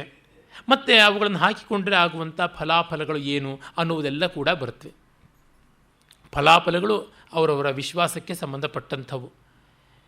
ಏನೂ ಇಲ್ಲದೇ ಇದ್ದವರಿಗೆ ಎಲ್ಲ ಫಲವೂ ಆಗಬಹುದು. ಆದರೆ ಇವು ಯಾವುದನ್ನು ಬಳಸದೇ ಇರುವುದೇ ತುಂಬ ಒಳ್ಳೆಯದು ಅಂತ ನನಗೆ ತೋರುವಂಥದ್ದು. ಕಾರಣ, ಕೂಲಿ ಇಲ್ಲದೆ ಕಲ್ಲು ಹೊರುವಂಥ ಕೆಲಸ ಇದೆಲ್ಲ. ಅವುಗಳನ್ನು ಬಿಟ್ಟಿರುವಂಥದ್ದಾದರೆ ತುಂಬ ಒಳ್ಳೆಯದು. ಆದರೆ ಆಯುರ್ವೇದಾದಿ ಶಾಸ್ತ್ರಗಳಲ್ಲಿ ಬರ್ತವೆ, ಕೆಲವು ರತ್ನಗಳು ಯಾವುವು ಪರಿಸರಕ್ಕೆ ಜಲ ಮೊದಲಾದವುಗಳಿಗೆ ಕರಗುತ್ತವೆಯೋ ಅವುಗಳನ್ನು ಮೈಮೇಲೆ ಧಾರಣ ಮಾಡಿದರೆ ಆ ಜಲ ಮೈಗೆ ಒಂದು ರೀತಿಯಾದ ಪೂರಕವಾದ ಸಾಮಗ್ರಿ ಆಗುತ್ತೆ, ಪೋಷಕವಾಗುತ್ತದೆ ಅಂತ ಹೇಳ್ತಾರೆ. ಅದನ್ನು ಆಧುನಿಕ ವಿಜ್ಞಾನ ಪ್ರಯೋಗ ಮಾಡಿ ನೋಡಬೇಕಾಗಿದೆ. ಅವುಗಳ ಬಗ್ಗೆ ನಾವು ಏನನ್ನೂ ಹೇಳೋದಕ್ಕೆ ಅಸಮರ್ಥರು, ಅದು ಅಭಿಜ್ಞರಾದವರು ಮಾತ್ರ ಹೇಳಬೇಕಾದದ್ದು. ಮತ್ತು ಇಲ್ಲಿ ಆ ಒಂದು ಬೇರೆ ಬೇರೆ ವಿಧವಾದಂಥ ರತ್ನಗಳೆಲ್ಲ ಎಲ್ಲೆಲ್ಲಿ ಸಿಗುತ್ತವೆ ಅಂತ ಹೇಳೋದು ಬಹಳ ಚೆನ್ನಾಗಿರುವಂಥದ್ದಾಗಿದೆ. ಕೆಲವು ಕಡೆ ಕವಿಕಲ್ಪನೆಯೂ ಬರುತ್ತೆ. ಉದಾಹರಣೆಗೆ ಮುತ್ತು ಬಿದಿರೊಳಗೆ ಸಿಗುತ್ತದೆ, ಹಂದಿಯ ಕೊಂಬಿನೊಳಗೆ ಸಿಗುತ್ತದೆ, ಆನೆ ಕುಂಭಸ್ಥಳದಲ್ಲಿ ಸಿಗುತ್ತದೆ ಅಂತಂದರೆ ಅದೆಲ್ಲ ಯಾರೂ ಒಪ್ಪದೇ ಇರುವಂಥದ್ದು. ಅದು ಕವಿ ಸಮಯ, ಕಾವ್ಯಕ್ಕೆ ಚಂದವೇ ಹೊರತು ವ್ಯವಹಾರಕ್ಕೆ ಚಂದವಲ್ಲ. ಮಿಕ್ಕಂತೆ ಎಲ್ಲ ಬಹಳ ಚೆನ್ನಾಗಿರುವಂಥದ್ದೇ ಬಂದಿದೆ. ಉದಾಹರಣೆಗೆ ವಿದೂರ ಅನ್ನುವಂಥ ಒಂದು ಜಾಗದಲ್ಲಿ, ಅಂದರೆ ಸ್ವಲ್ಪ ದೂರದ ಜಾಗ ಅಂತಲೂ ಆಗುತ್ತೆ, ಅದೊಂದು ದೇಶ, ಅಲ್ಲಿ ಸಿಗುವಂಥದ್ದು ವೈಡೂರ್ಯ ಅಂತ ಆಗಿರುವಂಥದ್ದಾಗಿದೆ. ಪದ್ಮರಾಗ ಕೆಂಪು ಬಣ್ಣದ ಮಣಿ, ಹಾಗಾಗಿ ಅದನ್ನು ಪದ್ಮರಾಗ ಅಂತ ಮಾಡಿರುವಂಥದ್ದಾಗಿದೆ. ಹೀಗೆ ಅವುಗಳ ಹೆಸರಿನಲ್ಲಿ ಕೂಡ ಸ್ವಾರಸ್ಯ ಉಂಟು. ವಜ್ರದ ಗಟ್ಟಿತನ ಎಂಥದ್ದು, ಸ್ಕ್ರ್ಯಾಚ್ ರೆಸಿಸ್ಟೆನ್ಸ್ ಏನು, ಅವುಗಳದೆಲ್ಲವೂ ಕೂಡ ಪ್ರಸ್ತಾವ ಬರುತ್ತೆ. ಮತ್ತು ವಜ್ರ ಪರೀಕ್ಷೆ ಇವನ್ನು ಮಾಡೋದು ಹೇಗೆ, ಮುಕ್ತಾ ಪರೀಕ್ಷೆ ಹೇಗೆ, ಪ್ರವಾಲ ಪರೀಕ್ಷೆ ಹೇಗೆ, ಇದರದ್ದು ಕೂಡ ವಿವರಣೆಗಳು ಸಾಕಷ್ಟು ಬರುತ್ತವೆ. ಆಮೇಲೆ ಬೇರೆ ಬೇರೆ ವಿಧವಾದಂತಹ ಮಣಿಗಳನ್ನು ಆಭರಣಕ್ಕೆ ಬಳಸಿಕೊಳ್ಳುವಂಥದ್ದು ಹೇಗೆ ಅಂತ ಆ ವಿಷಯ ಕೂಡ ಅಲ್ಲಲ್ಲಿ ಚೆನ್ನಾಗಿ ಬರುತ್ತದೆ. ಅದಾದ ಮೇಲೆ ಹಿಂದೆಯೇ ನಾನು ಮತ್ಸ್ಯಪುರಾಣದಲ್ಲಿ ವಿವರಿಸಿದಂತಹ ಗಯಾ ಮಾಹಾತ್ಮ್ಯ, ಗಯಾ ಶ್ರಾದ್ದದ ವಿಷಯ ಬರುತ್ತೆ. ಆ ಗಯ ಅನ್ನುವ ರಾಕ್ಷಸ ಲೋಕಹಿತವಾಗಿ ತಾನು ದೇವತೆಗಳಿಗೆ ಆಸನವಾಗಿ ದೇವತೆಗಳು ಅವನನ್ನು ಭೂಸ್ಥಾಪನ ಮಾಡಿದ್ರು. ಆಗ ಅವನು ಪರಮಾತ್ಮ ನಾರಾಯಣನ ಪಾದದ ಘಾತಕ್ಕೆ ಸಿಕ್ಕು ಭೂಸ್ಥಾಪಿತನಾದ ಕಾರಣ ನಾರಾಯಣನ ಪಾದಮುದ್ರೆ ಇರುವ ನನ್ನ ಎದೆಯ ಮೇಲೆ ಜಗತ್ತಿನ ಎಲ್ಲ ಅಳಿದ ಜೀವಿಗಳಿಗೆ ಉಪಶಾಂತಿ ಸದ್ಗತಿ ಸಿಗುವಂಥ ಪಿಂಡ ಪ್ರದಾನವಾಗಲಿ ಅಂತ ಕೇಳಿಕೊಂಡ ಅಂತ. ನಮ್ಮಲ್ಲಿ ರಾಕ್ಷಸರನ್ನು ತಿರಸ್ಕಾರ ಮಾಡಿಲ್ಲ, ಅವರಿಗೂ ಒಂದು ಗೌರವ ಕೊಟ್ಟಿದ್ದುಂಟು. ಮತ್ತು ಅವನು ಕೇಳಿದ ವರ ಬಹಳ ಚೆನ್ನಾಗಿದೆ. I shall be an altar of offering for the departed souls ಅಂತ. ಅಳಿದ ಜೀವಿಗಳಿಗೆ ಗೌರವ ಸಲ್ಲಿಸುವ ಒಂದು ವೇದಿಕೆ ಆದರೆ ನಾನು ಚೆನ್ನ ಅಂತ. ಈ ಶ್ರದ್ಧೆ ತುಂಬ ಚೆನ್ನಾಗಿದೆ. ಮತ್ತು ನಮ್ಮಲ್ಲಿ ಯಾವ ಒಂದು ಒಳ್ಳೆಯ ಜಾಗಕ್ಕೆ ಹೋಗಲಿ, ಸುಂದರವಾದ ಸ್ಥಳಕ್ಕೆ ಹೋಗಲಿ, ಅಲ್ಲಿ ನಾವು ನಮ್ಮ ಎಂಜಾಯ್ಮೆಂಟಿಗೆ ಮಾತ್ರವಲ್ಲದೆ ನಮ್ಮ ಜೊತೆಯವರನ್ನು ಮಾತ್ರವಲ್ಲದೆ ನಮ್ಮ ಹಿಂದೆ ಇದ್ದ ಅಳಿದವರನ್ನು ನೆನೆಯೋಣ ಅಂತ. ಹಾಗಾಗಿ ಯಾವ ಪುಣ್ಯಕ್ಷೇತ್ರದಲ್ಲೂ ಶ್ರಾದ್ದ ಮಾಡಬಹುದು ಅಂತ ಉಂಟು. ಕಾರಣ ಇಷ್ಟೇ, ಅಯ್ಯೋ ಅವರಿದ್ದಿದ್ದರೆ ಸಂತೋಷ ಪಡ್ತಾಯಿದ್ರು, ಅಪ್ಪನ ಕರ್ಕೊಂಡು ಬರಬೇಕಾಗಿತ್ತು, ತಾತನ ಕರ್ಕೊಂಡು ಬರಬೇಕಾಗಿತ್ತು ಅಂತಂದರೆ ಅವರನ್ನು ಅಲ್ಲಿರುವ ವ್ಯಕ್ತಿಗಳ ಶರೀರದಲ್ಲಿ ಆವಾಹನೆ ಮಾಡಿ ಅವರಿಗೆ ಸತ್ಕಾರ ಮಾಡಿದ ಸಂತೋಷ ಕೃತಾರ್ಥತೆಯನ್ನು ಪಡೆದಂಥದ್ದಾಗುತ್ತೆ ಮತ್ತು ಆ ಕ್ಷೇತ್ರಕ್ಕೂ ಕೂಡ ಒಂದು ಪ್ರಯೋಜನವಾಗುತ್ತೆ. ಈಗ ನಾವು ಟೂರಿಸಂ ಡೆವಲಪ್ಮೆಂಟ್ ಮೊದಲಾದಕ್ಕೆ ಬೇಕಾದಷ್ಟು ಮೆಷರ್ಸ್ ಎಲ್ಲ ತೆಗೆದುಕೊಂಡಿದ್ದೀವಿ. ಇದು ಆ ಟೂರಿಸಂ ಅಲ್ವಾ, ಇದು ರೆವಿನ್ಯೂ ಜನ್ರೇಷನ್ ಅಲ್ವಾ? ಆ ಒಂದು ಆಧುನಿಕ ಟೂರಿಸಂನ ಪ್ರಕ್ರಿಯೆಯಲ್ಲಿ ಬರೀ ಭೋಗಲಾಂಪಟ್ಯ ಕಂಡರೆ ಇಲ್ಲಿ ಒಂದು ಕೃತಜ್ಞತೆಯ ಆಯಾಮ ಉಂಟು. ನಮ್ಮ ಪರಂಪರೆಯ ಮಹತ್ವ ಇಲ್ಲಿಯೇ ಕಾಣುವಂಥದ್ದು. ಕೃತಜ್ಞತೆಯಿಂದ ಮಾಡಿದ್ದಕ್ಕೆ ನಮ್ರತೆ ಬರುತ್ತದೆ ಮತ್ತು ಪರಿಸರವನ್ನು ಹಾಳ್ಗೆಡವಬಾರದು ಅಂತ ಬರುತ್ತೆ. ಮತ್ತು ನೋಡಿ, ಅಲ್ಲಿಯ ಪಿಂಡವನ್ನು ಪಶುಗಳಿಗೆ, ಪಕ್ಷಿಗಳಿಗೆ, ಜಲಚರಗಳಿಗೆ ಎಲ್ಲ ಹಾಕುವಂತಹದ್ದು. ಹಾಗಾಗಿ ಅನ್ನ ವಿತರಣೆಯೂ ಉಂಟು. ಇಲ್ಲ ವಾಟರ್ ಪೊಲ್ಯೂಷನ್ ಆಗುತ್ತೆ, ಮತ್ತೊಂದಾಗುತ್ತೆ ಅಂತ. ಇದು ಮಾಡಿದ್ದು ಯಾವ ಕಾಲದಲ್ಲಿ? ಎಲ್ಲ ನದಿಗಳು ಅಣೆಕಟ್ಟಿನ ಬಂಧನ ಇಲ್ಲದೆ ಧಾರಾಳವಾಗಿ ಹರಿತಾ ಇದ್ದಾಗ, ಇಷ್ಟು ಪಾಪ್ಯುಲೇಷನ್ ಎಕ್ಸ್ಪ್ಲೋಷನ್ ಇಲ್ಲದೇ ಇದ್ದಾಗ, ಸಂಚಾರ ತುಂಬ ಕಷ್ಟ ಸಾಧ್ಯವಾಗಿದ್ದಾಗ. ಹಾಗಾಗಿ ಆ ಸ್ಟ್ಯಾಂಡರ್ಡ್ಸನ್ನು ಈ ಸ್ಟ್ಯಾಂಡರ್ಡ್ಸ್ಗೆ ಅನ್ವಯ ಮಾಡಿಬಿಟ್ಟು ಆವಾಗೆಲ್ಲ ಮಾಡಿದ್ದು ತುಂಬ ಅವಿವೇಕ ಅಂತ ಹೇಳಬಾರ್ದು. ಆಗ ಅದು ತುಂಬ ಚೆನ್ನಾಗಿತ್ತು. ಈಗ ಅದನ್ನು ಸಾಂಕೇತಿಕವಾಗಿ ಮಾಡಬಹುದು. ನಾವು ಪಿಂಡ ಅಂದರೆ ಅನ್ನದಲ್ಲಿಯೇ ಮಾಡಬೇಕು ಅಂತ ಒಂದು ಅವಿವೇಕ ಮಾಡಿಕೊಂಡಿದ್ದೀವಿ. ಅನ್ನ ಅಂದರೆ ಓದನ, ರೈಸ್ ಅಂತ ಅರ್ಥ ಮಾಡ್ಕೊಂಡಿದ್ದೀವಿ. ಅಲ್ಲ, ಯಾವುದೇ ಅದನಾತನ್ನಂತ ತಿನ್ನಬಹುದಾದ ಪದಾರ್ಥದಲ್ಲಿ. ಆ ಕಾರಣವೇ ಉತ್ತರ ಭಾರತದಲ್ಲೆಲ್ಲ ಅವರು ಗೋಧಿ ಹಿಟ್ಟಿನಲ್ಲೇ ಪಿಂಡವನ್ನು ಮಾಡ್ತಾರೆ. ನಮ್ಮ ಕಡೆ ಹೋದವರಿಗೆ ವ್ಯಗ್ರತೆ, ಇದು ಏನಿದು ಹಿಟ್ಟಿನಲ್ಲಿ ಮಾಡ್ತಾ ಇದ್ದಾರೆ ಪಿಂಡ ಅಂತ. ಏನು ಯೋಚನೆ ಮಾಡಬೇಕಲ್ಲ. ರಾಗಿ ಮುದ್ದೆಯನ್ನೇ ತಿಂದು ಇಷ್ಟಪಡೋ ಪಿತೃಗಳಿಗೆ ರಾಗಿ ಮುದ್ದೆಯನ್ನೇ ಮಾಡ್ಬೋದು. ಆ ಕಾರಣವೇ ಇಂಥದ್ದೇ ಮಾಡಬೇಕು ಶ್ರಾದ್ದಕ್ಕೆ ಅಡಿಗೆ ಎನ್ನುವ ಪ್ರಿಸ್ಕ್ರಿಪ್ಷನ್ ಆ ದೇಶಕಾಲಗಳ ಅನುಸಾರವಾಗಿ ವ್ಯತ್ಯಾಸವಾಗುತ್ತೆ. ರಾಮನೇ ಅದಕ್ಕೆ ದೊಡ್ಡ ಆದರ್ಶವಾಗಿ ನಿಂತಿದ್ದಾನೆ. ಒಂದು ಒಳ್ಳೆಯ ತರಕಾರಿಯನ್ನು ಕೊಂಡು, ಒಂದು ಕಂತೆ ಹುಲ್ಲನ್ನು ಕೊಂಡು ಅದನ್ನು ಗೋವಿನ ಮುಂದೆ ಇಟ್ಟರೆ ಚೆನ್ನಾಗೇ ಆಯಿತು. ಅದಕ್ಕೆ ತುಂಬ ಸಂತೋಷಕಾರಿಯಾದಂಥ ಒಂದು ಭಕ್ಷ್ಯವಾಗುತ್ತದೆ. ಹೀಗಾಗಿ ನಾವು ಅಲ್ಲೆಲ್ಲ ಇದನ್ನೇ ಅನುಸರಿಸಬೇಕು ಅನ್ನುವ ಅಂಧಶ್ರದ್ಧೆಗೆ ತುತ್ತಾಗಬೇಕಾದ್ದಿಲ್ಲ ಅಂತ ಗೊತ್ತಾಗುತ್ತೆ. ಅದಾದ ಮೇಲೆ ತುಂಬ ಚೆನ್ನಾಗಿರುವಂಥದ್ದು ರುಚಿ ಅಂತ ಒಬ್ಬಾತ ಗಯೆಯಲ್ಲಿ ಶ್ರಾದ್ದ ಮಾಡೋದ್ರೊಳಗೆ ಅಗ್ರಗಣ್ಯನಾದವನು ಅವನು ಮಾಡಿದ ಪಿತೃಸ್ತೋತ್ರ ಬರುತ್ತೆ. ನಮ್ಮ ಪುರಾಣಗಳಲ್ಲಿ ನೋಡಿ ಬೇರೆ ಬೇರೆ ದೇವತಾ ಸ್ತೋತ್ರಗಳಿವೆ, ಆದರೆ ಪಿತೃದೇವತೆಗಳ ಸ್ತೋತ್ರ ಇಲ್ಲ. ಈ ಪಿತೃದೇವತೆಗಳ ಸ್ತೋತ್ರ ಗರುಡ ಪುರಾಣದಲ್ಲಿದೆ. ಅದು ತುಂಬ ಪ್ರಶಂಸನೀಯವಾದಂಥದ್ದು. ಅಂದರೆ ಅಳಿದು ಹೋದವರನ್ನು ನೆನೆಸಿಕೊಳ್ಳಬೇಕು. ನಾವಂದುಕೋತೀವಿ ನಮ್ಮ ಹೆಸರು ಶಾಶ್ವತವಾಗಿರಬೇಕು, ನಮ್ಮನ್ನು ಯಾರು ನೆನೆಸಬೇಕು ಅಂತ. ನಾವು ಹಿಂದಿನವರು ನೆನೆಸದೇ ಇದ್ದರೆ ನಮ್ಮನ್ನು ಯಾರು ನೆನೆಸ್ತಾರೆ? ಅದಕ್ಕಾಗಿ ನಾವು ಆ ಕೃತಜ್ಞತೆಯನ್ನು ಉಳಿಸಿಕೊಳ್ಳಬೇಕು ಅಂತ ಸರಳ ಸಂಕ್ಷಿಪ್ತವಾದಂಥ ಪಿತೃಸ್ತೋತ್ರ ಕೂಡ ಇಲ್ಲಿ ಬರುತ್ತದೆ. ಆಮೇಲೆ ಯಾಜ್ಞವಲ್ಕ್ಯ ಸ್ಮೃತ್ಯನುಸಾರವಾಗಿ ರಾಜನೀತಿ ಬೇಕಾದಷ್ಟು ಬರುತ್ತೆ. ರಾಜನೀತಿ ತುಂಬ ಚೆನ್ನಾಗಿರುವಂಥದ್ದು. ಆ ರಾಜನೀತಿಯಲ್ಲಿ ಬರುವ ಸಾಮಾನ್ಯ ನೀತಿ ಎಲ್ಲ ಕಾಲಕ್ಕೂ ಬೇಕಾದದ್ದು. ಅದರ ಕೆಲವೊಂದು ಭಾಗಗಳನ್ನು ನಾವು ನೋಡಬಹುದು. ಇಲ್ಲಿ ಎಷ್ಟೋ ಬೇರೆ ಬೇರೆ ಗ್ರಂಥಗಳಲ್ಲಿ ಕಾಣುವ ಸುಭಾಷಿತಗಳು ಇವೆ. ಸಾಮಾನ್ಯವಾಗಿ ನಮ್ಮಲ್ಲಿ ಹೇಳೋದಿಟ್ಟು, ಅಯ್ಯೋ ಪುರಾಣವೇ ಎಲ್ಲ ಸೇರಿಸ್ಕೊಂಡು ಬಿಟ್ಟಿದ್ದಾರೆ ಅಂತ. ಆದರೆ ಸೇರಿರುವುದು ಚೆನ್ನವೇ ಅಲ್ಲವೇ ನೋಡೋಣ, ಆಮೇಲೆ ಆಕ್ಷೇಪ ಮಾಡೋಣ. ಹೇಗಾದರೂ ಜನಕ್ಕೆ ತಲುಪಲಿ ಎನ್ನುವುದು ಇಲ್ಲಿರುವಂಥ ಮುಖ್ಯವಾದ ಆಶಯ, ಇಂಗಿತ. 4 ಜನಕ್ಕೆ ಒಳ್ಳೆಯದಾಗೋದು ಯಾವ ರೀತಿಯಿಂದಲಾದರೂ ಆಗಲಿ ಅಂತ. ನನ್ನ ಪರಿಚಿತರೊಬ್ಬರು ಬಗೆ ಬಗೆಯ ತೀರ್ಥಕ್ಷೇತ್ರಗಳಿಗೆ ಹೋಗಿ ತೀರ್ಥಯಾತ್ರೆ ಮಾಡಿ ಬಂದರು.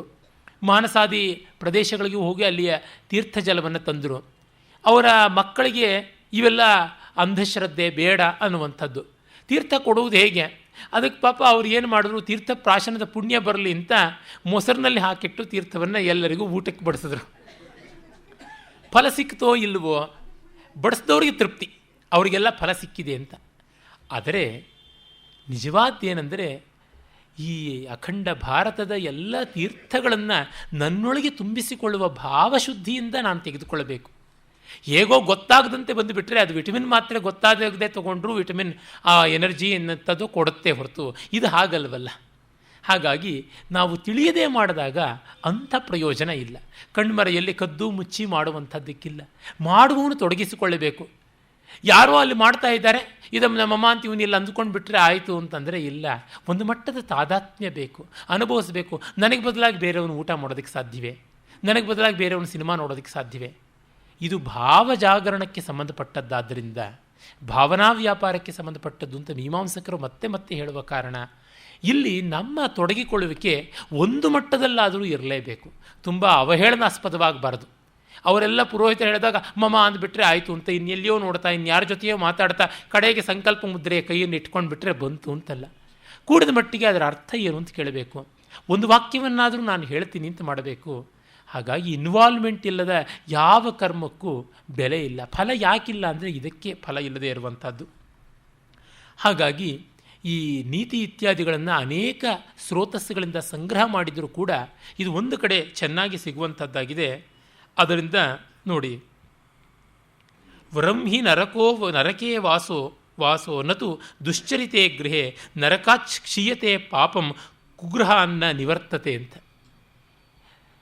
ಕೆಟ್ಟ ವರ್ತನೆ ಇರುವಂತಹ ಅಂದರೆ ದುಷ್ಟಚಿಂತನೆಯ ಮನೆಯೊಳಗೆ ಇರುವುದಕ್ಕಿಂತ ನರಕದಲ್ಲಿರುವುದು ಮೇಲೂ, ನರಕದಲ್ಲಿದ್ದರೆ ನಮ್ಮ ಪಾಪವಾದರೂ ಕಡಿಮೆ ಆಗುತ್ತೆ, ಕೆಟ್ಟ ಜನರಿರುವ ಮನೆಯಲ್ಲಿದ್ದರೆ ನಮ್ಮ ಪಾಪ ಏನೂ ಕಡಿಮೆ ಆಗೋಲ್ಲ ಅಂತ.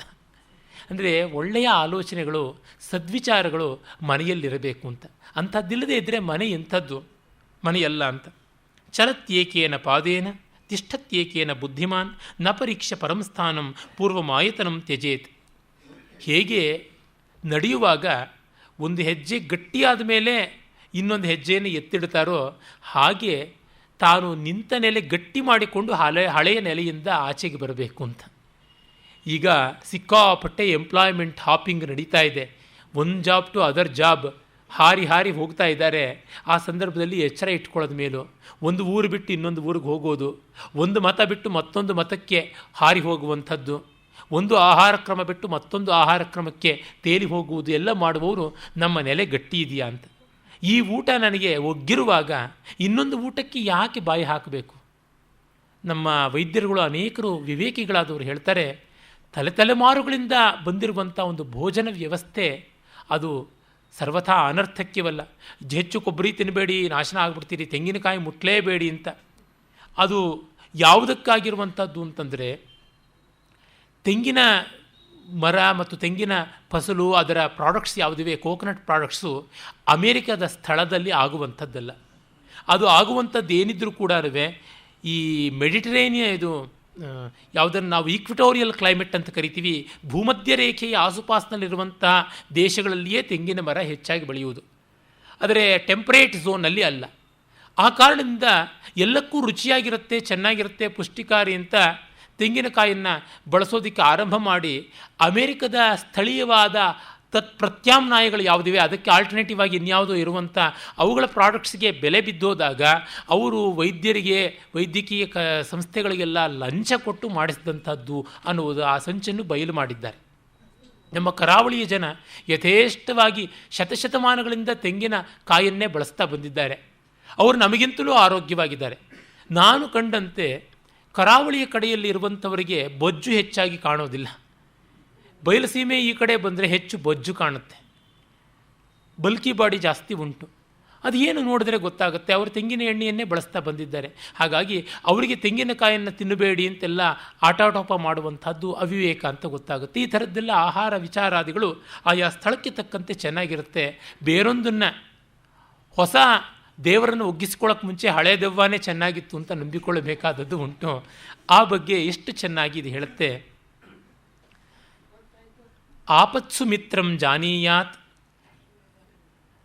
ರಣೇ ಶೂರಂ ರಹಶುಚಿಂ ಭಾರ್ಯಾಂಚ ವಿಭವೇ ಕ್ಷೀಣೆ ದುರ್ಭಿಕ್ಷೇ ಚ ಪ್ರಿಯಾತಿಥಿಂ ಅಂತ ಒಂದು ಸುಭಾಷಿತ ನೋಡಿ. ಆಪತ್ತಿನಲ್ಲಿ ಮಿತ್ರನನ್ನು ಕಂಡುಕೊಳ್ಳಬೇಕು, ಒಬ್ಬನ ಶೌರ್ಯವನ್ನು ಯುದ್ಧದಲ್ಲಿ ಕಾಣಬೇಕು, ಮತ್ತು ಒಬ್ಬರ ಶುಭ್ರತ್ವ ಎಂಥದ್ದು ಅನ್ನೋದು ಅವರ ಪರ್ಸನಲ್ ಲೆವೆಲ್ನಲ್ಲಿ ಹೇಗಿದೆ ಅಂತ ನೋಡಿಕೊಳ್ಬೇಕು ಅಂತ. ಆಮೇಲೆ ಅದಕ್ಕೆ ಇನ್ನೊಂದು ಅರ್ಥವನ್ನು ಮಾಡಬಹುದು. ಶುಚಿತ್ವ ಅನ್ನೋದು ಏಕಾಂತಕ್ಕೆ ಸಂಬಂಧಪಟ್ಟಂಥದ್ದು. ಸಾರ್ವಜನಿಕವಾಗಿ ನಾವು ಶುಚಿತ್ವ ಅಂತೆಲ್ಲ ಕೋಲಾಹಲ ಮಾಡೋಕ್ಕಾಗೋಲ್ಲ. ನಮ್ಮ ಮಟ್ಟಿಗೆ ನಾವು ಪರ್ಸನಲ್ ಹೈಜೀನ್ ಮೇಂಟೈನ್ ಮಾಡೋದೇ ಹೊರತು ಪಬ್ಲಿಕ್ ಹೈಜೀನ್ ಮೇಂಟೈನ್ ಮಾಡೋದಕ್ಕೆ ಎಲ್ಲ ಕಡೆಯಲ್ಲೂ ಕೋಲಾಹಲ ಮಾಡೋದಕ್ಕೆ ಸಾಧ್ಯ ಆಗೋದಿಲ್ಲ. ನಮ್ಮ ಮಟ್ಟಿಗೆ ಇರುವಂಥ ಒಂದು ವಿವೇಕವನ್ನು ನೋಡಬಹುದು ಅಂತ ಆಗುತ್ತೆ. ಮತ್ತು ಜೀವನ ಸಂಗಾತಿ ಸಂಪತ್ತು ನಮಗೆ ಬಂದಾಗ ಹೇಗೆ ವರ್ತಿಸ್ತಾರೆ ಅನ್ನುವುದನ್ನು ನೋಡಬೇಕು ಅಂತ. ಯಾಕೆಂದರೆ ಎಷ್ಟೋ ಬಾರಿ ನಮಗೆ ಸಂಪತ್ತು ಬಂದಾಗ ನಮ್ಮ ಜೀವನ ಸಂಗಾತಿಗಳು ನಮಗೆ ತುಂಬ ಅನುಕೂಲವಾಗಿರ್ತಾರೆ, ವಿಪತ್ತು ಬಂದಾಗ ಅಲ್ಲ. ಅದಕ್ಕಾಗಿ ಆಮೇಲೆ ದುರ್ಭಿಕ್ಷ ಕಾಲದಲ್ಲಿ ನಮ್ಮ ಆತಿಥ್ಯ ಹೇಗಿರುತ್ತೆ ಅಂತ ನೋಡ್ಕೋಬೇಕು ಅಂತ. ಮನೆಯಲ್ಲಿ ಹಾಲು ತುಂಬ ಇದ್ದಾಗ ಬಂದವರಿಗೆಲ್ಲ ಕಾಫಿ ಮಾಡಿಕೊಡೋದಕ್ಕೆ ಚಿಂತೆ ಇಲ್ಲ ಅಂತೀವಿ. ಹಾಲೇ ಇಲ್ಲದೇ ಇದ್ದಾಗ ಏನು ಮಾಡ್ತೀವಿ? ಆಲ್ಟರ್ನೇಟಿವು ಫಸ್ಟ್ ಕ್ಲಾಸ್ ಹಾಲಿದ್ದಾಗ ಸ್ಟ್ರಾಂಗ್ ಕಾಫಿ ಮಾಡ್ಬೋದು. ಸ್ವಲ್ಪ ಕಡಿಮೆ ಹಾಲಿದ್ದಾಗ 4 ಜನ ಬಂದರೆ ಟೀ ಮಾಡಬಹುದು, ಕಡಿಮೆ ಹಾಲದು ಆಗುತ್ತೆ. ಇನ್ನೂ ಕಡಿಮೆ ಹಾಲಿದ್ದಾಗ ಬೇಕಿದ್ದರೆ ನಾವು ಮಾಡುವಂಥದ್ದು ಪಾನಕ ಇತ್ಯಾದಿ ಆದದ್ದು. ಅಂದರೆ ಎಷ್ಟು ಮಟ್ಟಿಗೆ ನಾವು ಆಲ್ಟರ್ನೇಟಿವ್ಸನ್ನು ಆಫರ್ ಮಾಡೋದಕ್ಕೆ ಶಕ್ತರಾಗಿರ್ತೀವಿ ಅನ್ನುವುದನ್ನು ನೋಡಬೇಕು. ಆತಿಥ್ಯದ ವಿವೇಕ ಇರುವುದು ಅಲ್ಲಿ ಅಂತ. ಅದು ಒಂದು ಕಥೆಯೇ ಇದೆಯಲ್ಲ, ದುರ್ಯೋಧನ ಕರ್ಣ ತುಂಬ ದಾನಶೀಲ ಅಂತ ಗೊತ್ತಾಗಿ ಅಸೂಯೆ ಪಟ್ಟನಂತೆ. ದುರ್ಯೋಧನನ ಅಸೂಯೆ ಎಷ್ಟು ಅಂದರೆ ಆತ್ಮೀಯ ಸ್ನೇಹಿತನಾದ ಕರ್ಣನ ಮೇಲೂ ಅವನಿಗೆ ಅಸೂಯೆ ಬರುತ್ತೆ. ಬೆಂಕಿಗೆ ತನ್ನವರು ಪರರು ಅಂತ ಏನಾದ್ರು ವ್ಯತ್ಯಾಸ ಇದೆಯಾ? ಬೆಂಕಿಯನ್ನು ಮಾಡಿ ಹೊತ್ತಿಸಿ ಅದಕ್ಕೆ ಎಣ್ಣೆ ಹಾಕಿ ತುಪ್ಪ ಹಾಕಿ ಅದನ್ನು ಉರಿ ಮಾಡಿದ ಶ್ರೋತ್ರಿಯನ ಕೈಯನ್ನು ಬೆಂಕಿ ಸುಡದೇ ಇರುತ್ತೆ, ಸುಟ್ಟೇ ಸುಡುತ್ತೆ. ಹಾಗಾಗಿ ಅಸೂಯೆಗೆ ತನ್ನವರು ಪರರು ಅನ್ನುವ ಭೇದ ಇಲ್ಲ. ಆ ಕಾರಣ ಅವನು ಕರ್ಣನ ಬಗ್ಗೆ ಅಸೂಯೆ ಪಟ್ಟುಕೊಂಡ. ಆಗ ಧರ್ಮದೇವತೆ ಅವನಿಗೆ ಬುದ್ಧಿ ಕಲಿಸಬೇಕು ಅಂತ ಒಬ್ಬ ಬ್ರಾಹ್ಮಣ ವೇಷಧಾರಿಯಾಗಿ ಬಂದು ದುರ್ಯೋಧನ ಯಾಚನೆ ಮಾಡ್ತಾನೆ, ನನ್ನ ಮಗಳ ಮನೆಗೋಸ್ಕರ ಸೌದೆ ಬೇಕಾಗಿದೆ ಅಂತ. ಬೇಕಾದಷ್ಟಿದೆ ತಗೋ ಅಂದರೆ, ಈಗಲ್ಲ, ನನಗೆ ನನ್ನ ಮಗಳ ಮದುವೆ ಆಗುವಂಥದ್ದು ಶ್ರಾವಣ ಮಾಸದಲ್ಲಿ ಅಂತ. ಆಯಿತು, ಆಗಲೇ ಕೊಡ್ತೀನಿ ಬಾ ಅಂತ ಹೇಳ್ಬಿಟ್ಟಂತಾನೆ. ಆಮೇಲೆ ಶ್ರಾವಣ ಮಾಸಕ್ಕೆ ಬರ್ತಾನೆ, ಎಲ್ಲೆಲ್ಲಿಯೂ ಮಹಾಪೂರ ಮಳೆ, ಒಣಗಿದ ಸೌದೆ ಇಲ್ಲವೇ ಇಲ್ಲ. ಮತ್ತು ಇರುವುದೆಲ್ಲ ದುರ್ಯೋಧನನ ಅರಮನೆಗೆ ಮೇಜವಾನಿಗೆ ಬೇಕೇ ಬೇಕಾಗುತ್ತದಲ್ಲ. ಇಲ್ಲ ಅಂತಂದ. ಮತ್ತು ಕೊಡ್ತೀನಿ ಅಂತೆಲ್ಲ ಪ್ರತಿಜ್ಞೆ ಮಾಡಿದ್ದೆಲ್ಲ ಅಂದರೆ ಆಗ ಹೇಳಿದ್ದೆ, ಈಗ ಹೇಗೆ ಸಾಧ್ಯ ಆಗುತ್ತೆ? ಹಸಿ ಸೌದೆ ಇದೆ, ಬೇಕಾದ್ರೆ ತೊಗೊಂಡು ಹೋಗು ಅಂತ. ಹಸಿ ಸೌದೆ ಇಟ್ಕೊಂಡು ಇವನೇನು ಮಾಡೋದಕ್ಕೆ ಸಾಧ್ಯ? ನೇರವಾಗಿ ಕರ್ಣನ ಹತ್ರಕ್ಕೆ ಹೋದ.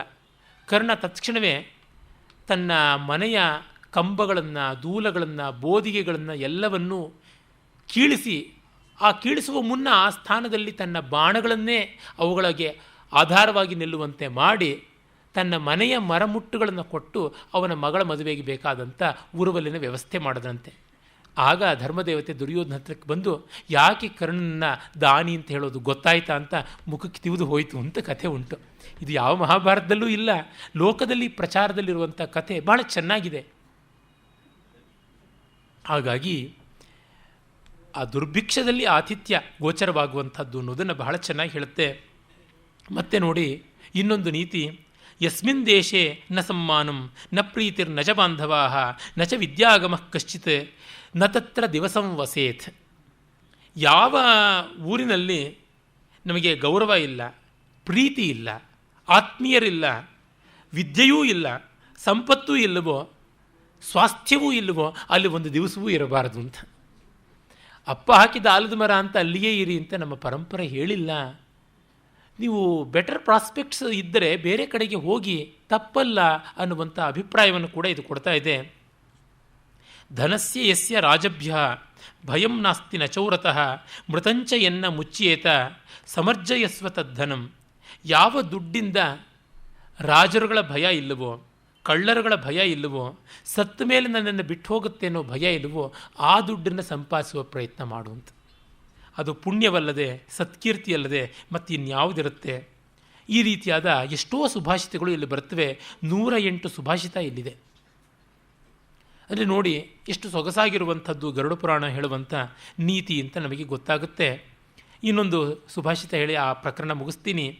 ಧನಿನ ಶ್ರೋತ್ರಿಯೋ ರಾಜ ನದೀ ವೈದ್ಯಸ್ತು ಪಂಚಮಃ ಪಂಚ ಯತ್ರ ನ ವಿದ್ಯಂತೆ ನ ಕುರ್ಯಾತ್ ತತ್ರ ಸಂಸ್ಥಿತಿಂ ಅಂತ.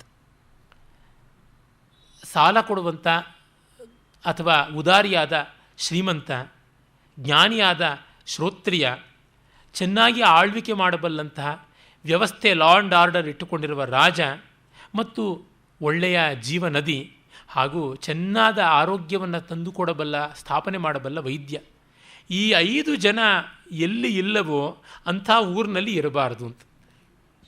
ಅಂದರೆ ಯಾವ ದೇಶವಾಗಲಿ ಊರಾಗಲಿ ಒಳ್ಳೆಯ ಜಲಸಮೃದ್ಧಿ ಇಟ್ಕೊಂಡಿರಬೇಕು ಮತ್ತು ಒಂದು ಮಟ್ಟದ ಇಕನಾಮಿಕ್ ಸರ್ಪ್ಲಸ್ ಇರಬೇಕು, ಫೈನಾನ್ಷಿಯಲ್ ಸ್ಟೆಬಿಲಿಟಿ ಇರಬೇಕು, ಲಾ ಆ್ಯಂಡ್ ಆರ್ಡರ್ ಇರಬೇಕು, ಇಂಟೆಲೆಕ್ಚುಯಲ್ ಸಪೋರ್ಟ್ ಇರಬೇಕು, ಹೆಲ್ತ್ ಆ್ಯಂಡ್ ಹೈಜೀನ್ ಇರಬೇಕು ಅಂತ. ಇದು ಎಲ್ಲರಿಗೂ ಎಲ್ಲ ಕಾಲಕ್ಕೂ ಬೇಕಾದ ಆದರ್ಶ ಅಲ್ವ? ಪ್ರತಿ ಗ್ರಾಮವೂ ಮುಂಚೆ ಆ ರೀತಿಯಾಗಿತ್ತು ಅಂತ ಗೊತ್ತಾಗುತ್ತೆ. ನಮ್ಮ ಹಳ್ಳಿಗಳಲ್ಲೂ ಗೊತ್ತಾಗುತ್ತದೆ ಯಾರ್ಯಾರು ಯಾವ್ಯಾವ ರೀತಿ ಇದ್ದರು ಅಂತ. ಒಂದು ಹಳ್ಳಿಯಲ್ಲಿ 10 ಸಮಸ್ತರು ಇರಬೇಕು, ಒಂದು ಸಭ್ಯರು ಅಂತ ಆಗಬೇಕಾದ್ರೆ 11 ಜನ ಇರಬೇಕು ಅಂತ ಮನ್ವಾದಿ ಸ್ಮೃತಿಗಳಲ್ಲಿ ಬರುತ್ತೆ. ಅವರು ಬೇರೆ ಬೇರೆ ಕ್ಷೇತ್ರಗಳಿಂದ ಬಂದವರು, ಬೇರೆ ಬೇರೆ ಶ್ರೇಣಿಗಳಿಂದ ಬಂದವರು, ಗಿಲ್ಡ್ಸ್ ಅಂತ ಏನು ಹೇಳ್ತಾರೆ, ಅಲ್ಲಿಂದ ಬಂದವರಾಗಬೇಕು ಅಂದರೆ ಆ ವ್ಯವಸ್ಥೆ ಎಂಥದ್ದು ಅಂತ ಗೊತ್ತಾಗುತ್ತೆ. ಭರ್ತೃಹರಿಯ ಒಂದು ಸುಭಾಷಿತವನ್ನು ಇಲ್ಲಿ ತಗೊಂಡಿದ್ದಾರೆ ನೋಡಿ. ವ್ಯಾಘ್ರೀವ ತಿಷ್ಠತಿ ಜರ ಪರಿತರ್ಜಯಂತಿ ರೋಗಾಶ್ಚ ಶತ್ರವೈವ ಪ್ರಹರಂತಿ ದೇಹೆ ಆಯುಃಪರಿಸ್ರವತಿ ಭಿನ್ನ ಘಟಾದಿವಂಬ ಲೋಕಸ್ತಥಾಪ್ಯಹಿತಮಾಚರತೀತಿ ತಿಷ್ಠಂ ಚಿತ್ರಂ. ಹೆಣ್ಣು ಹುಲಿ ಹಾಗೆ ಮುಪ್ಪು ಹೊಂಚಾಕಿಕೊಂಡು ಗುರುಗುಟ್ತಾ ಇದೆ ಎದುರಿಗೇನೆ. ತೂತು ಮಡಕೆಯಿಂದ ಹೇಗೆ ನೀರು ಸೋರಿ ಹೋಗುತ್ತೆ ಒಡಕು ಮಡಕೆಯಿಂದ, ಹಾಗೆ ಆಯುಸ್ಸು ಹೋಗ್ತಾನೇ ಇದೆ. ವೈರಿಗಳು ಹೇಗೆ ಮುತ್ತಿಗೆ ಹಾಕಿ ಬಡಿತಾರೋ ಹಾಗೆ ರೋಗಗಳು ಒಂದಲ್ಲ ಒಂದು ದಿಕ್ಕಿನಿಂದ ಬಡಿತಾ ಇವೆ. ನವದ್ವಾರಗಳಲ್ಲಿ ಒಂದಲ್ಲ ಒಂದು ರೀತಿಯಿಂದ ರೋಗಗಳು ಪ್ರವೇಶ ಮಾಡೋಕ್ಕೆ ಸಿದ್ಧವಾಗಿವೆ. ಹಾಗೆ ಈ ದೇಹ ಅನ್ನುವ ಕೋಟೆಯನ್ನು ಲಗ್ಗೆ ಹೂಡ್ತಾ ಇವೆ. ಹಾಗಿದ್ದರೂ ಲೋಕ ಕೆಟ್ಟದ್ದನ್ನು ಮಾಡ್ತಾ ಇದೆ ಅನ್ನೋದೇ ದೊಡ್ಡ ಆಶ್ಚರ್ಯವಾಗಿದೆ ಅಂತ.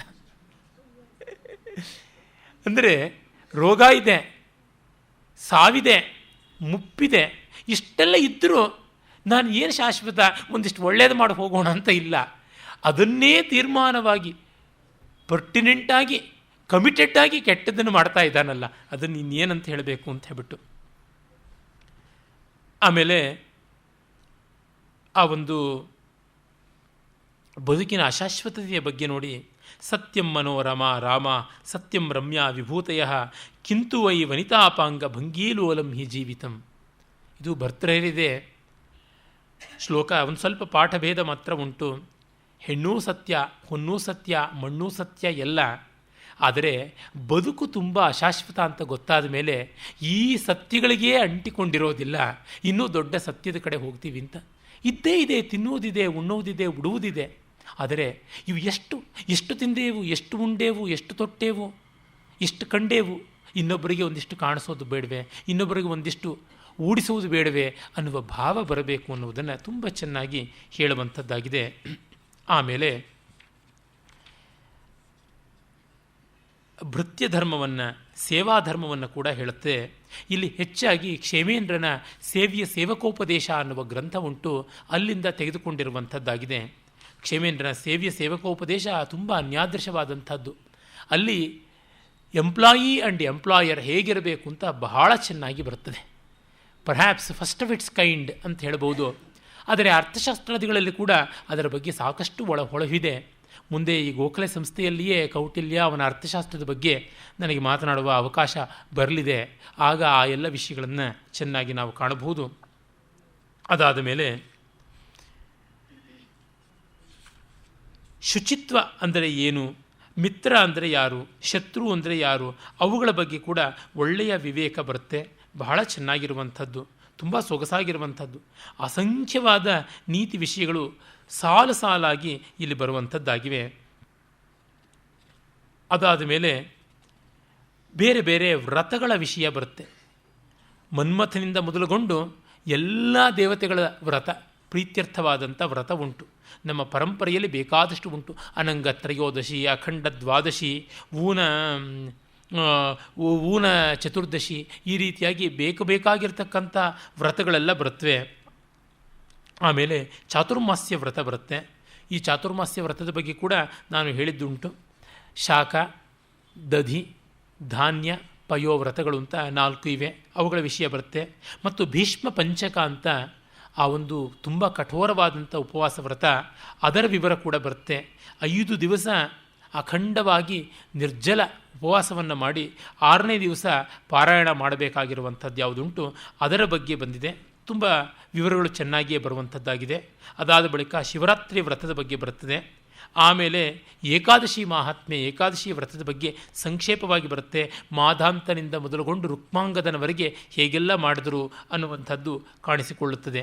ಅಂದರೆ ಇವು ಯಾರ್ಯಾರು ಮಾಡಬೇಕು ಅಂತ ಬಯಕೆ ಇದೆ ಅವರೆಲ್ಲ ಮಾಡಬಹುದಾದದ್ದು. ವ್ರತದ ಮೂಲಕವಾಗಿ ವೈಯಕ್ತಿಕವಾದ ಶಿಸ್ತು ಬರುತ್ತದೆ, ಪರ್ವದ ಮೂಲಕವಾಗಿ ಕೌಟುಂಬಿಕ ಶಿಸ್ತು ಬರುತ್ತೆ, ಉತ್ಸವದ ಮೂಲಕವಾಗಿ ಸಾಮಾಜಿಕವಾದಂಥ ಸುವ್ಯವಸ್ಥೆ ಆಗುತ್ತದೆ. ಇದು 3 ಹಂತಗಳಲ್ಲಿ ಉಂಟು. ಒಂದು ಪೂರ್ಣವಾಗಿ ಧ್ಯಾನನಿಷ್ಠವಾದದ್ದು, ಮತ್ತೊಂದು ಅರ್ಚನಾರಾಧನ ಪ್ರಧಾನವಾದದ್ದು, ಇನ್ನೊಂದು ಉತ್ಸವ ಸಂಭ್ರಮ, ಯಾವುದನ್ನು ನಾವು ಕಾರ್ನಿವಲ್ ಫೆಸ್ಟಿವಲ್ ಅಂತ ಸೆಲೆಬ್ರೇಷನ್ ಅಂತೀವಿ, ಆ ಆಯಾಮದ್ದು. ಇವೆಲ್ಲ ಕೂಡ ಬರುತ್ತಾಗಿದೆ. ಮತ್ತು ಬೇರೆ ಬೇರೆ ಋತುಗಳಲ್ಲಿ ಮಾಡುವಂಥದ್ದು ಯಾವುದುಂಟು ಅದರ ಬಗ್ಗೆ ಉಂಟು. ಉದಾಹರಣೆಗೆ ನೋಡಿ, ಒಂದು ಗರಿಕೆ ಹುಲ್ಲನ್ನು ಉದ್ದೇಶ ಮಾಡಿಕೊಂಡು ದೂರ್ವಾಷ್ಟಮಿ ಅಂತ ಒಂದು ಬರುತ್ತೆ. ಕೇವಲ ಎರಡೇ ಶ್ಲೋಕಗಳಲ್ಲಿ ಬರುವಂಥ ವ್ರತ ನೋಡಿ. ಬ್ರಹ್ಮನ್ ಭಾದ್ರಪದೇ ಮಾಸಿ ಶುಕ್ಲಾಷ್ಟಮ್ಯಾಂ ಉಪೋಷಿತಃ ದುರ್ವಾಂ ಗೌರಿಂ ಗಣೇಶಂಚ ಫಲಪುಷ್ಪೈ ಶಿವಂ ಯಜೇತ್ ಫಲವ್ರೀಹ್ಯಾದಿಕರಣೈ ಶಂಭವೇ ನಮ ಶಿವಾಯ ಚ ತ್ವಂ ದೂರ್ವೇ ಅಮೃತಂ ಜನ್ಮಾಸಿ ಯಷ್ಟಮಿ ಸರ್ವಕರ್ಮ ಕಾಮಭಾಕ್ ಅಂತ ಭಾದ್ರಪದ ಮಾಸದಲ್ಲಿ ಗಣಪತಿ ಹಬ್ಬ ಆದ 4 ದಿವಸಗಳಿಗೆ ಶುಕ್ಲ ಅಷ್ಟಮಿಯ ದಿವಸವಾಗಿ ಉಪವಾಸ ಇದ್ದು ಬರೀ ಗರಿಕೆಯಿಂದ ಗೌರಿ ಗಣೇಶರ ಪ್ರತೀಕಗಳನ್ನು ಮಾಡಿ ಪೂಜೆ ಮಾಡಿ ಆಮೇಲೆ ಶಿವನನ್ನು ಫಲಪುಷ್ಪಗಳಿಂದ ನಿವೇದನೆ ಮಾಡಿ ಅದನ್ನು 4 ಜನಕ್ಕೆ ವಿತರಣೆ ಮಾಡಿದ್ರೆ ಅಖಂಡವಾದಂಥ ಫಲ ಉಂಟು ಅಂತ ಹೇಳಿಬಿಟ್ಟಿದ್ವಿ. ಆ ಗರಿಕೆಯನ್ನು ಪ್ರಾರ್ಥನೆ ಮಾಡಬೇಕು ಅನ್ನುವಂಥ ಮಾತು ಬರುತ್ತೆ. ಅಂದರೆ ಎಷ್ಟು ಸರಳವಾದದ್ದು, ಏನಿದ್ದರೆ ಅದರೊಳಗೆ ಪೂಜೆ ಮಾಡಬಹುದಾದದ್ದು, ಯಾವುದಿದ್ದರೆ ಅದರೊಳಗೆ ಆರಾಧನೆ ಮಾಡಬಹುದಾದದ್ದು ಅನ್ನುವಂಥದ್ದು ಕಾಣಿಸಿಕೊಳ್ಳುತ್ತವೆ. ಹೀಗೆ ಅಸಂಖ್ಯ ವ್ರತಗಳು ಇಲ್ಲಿ ಬರ್ತವೆ.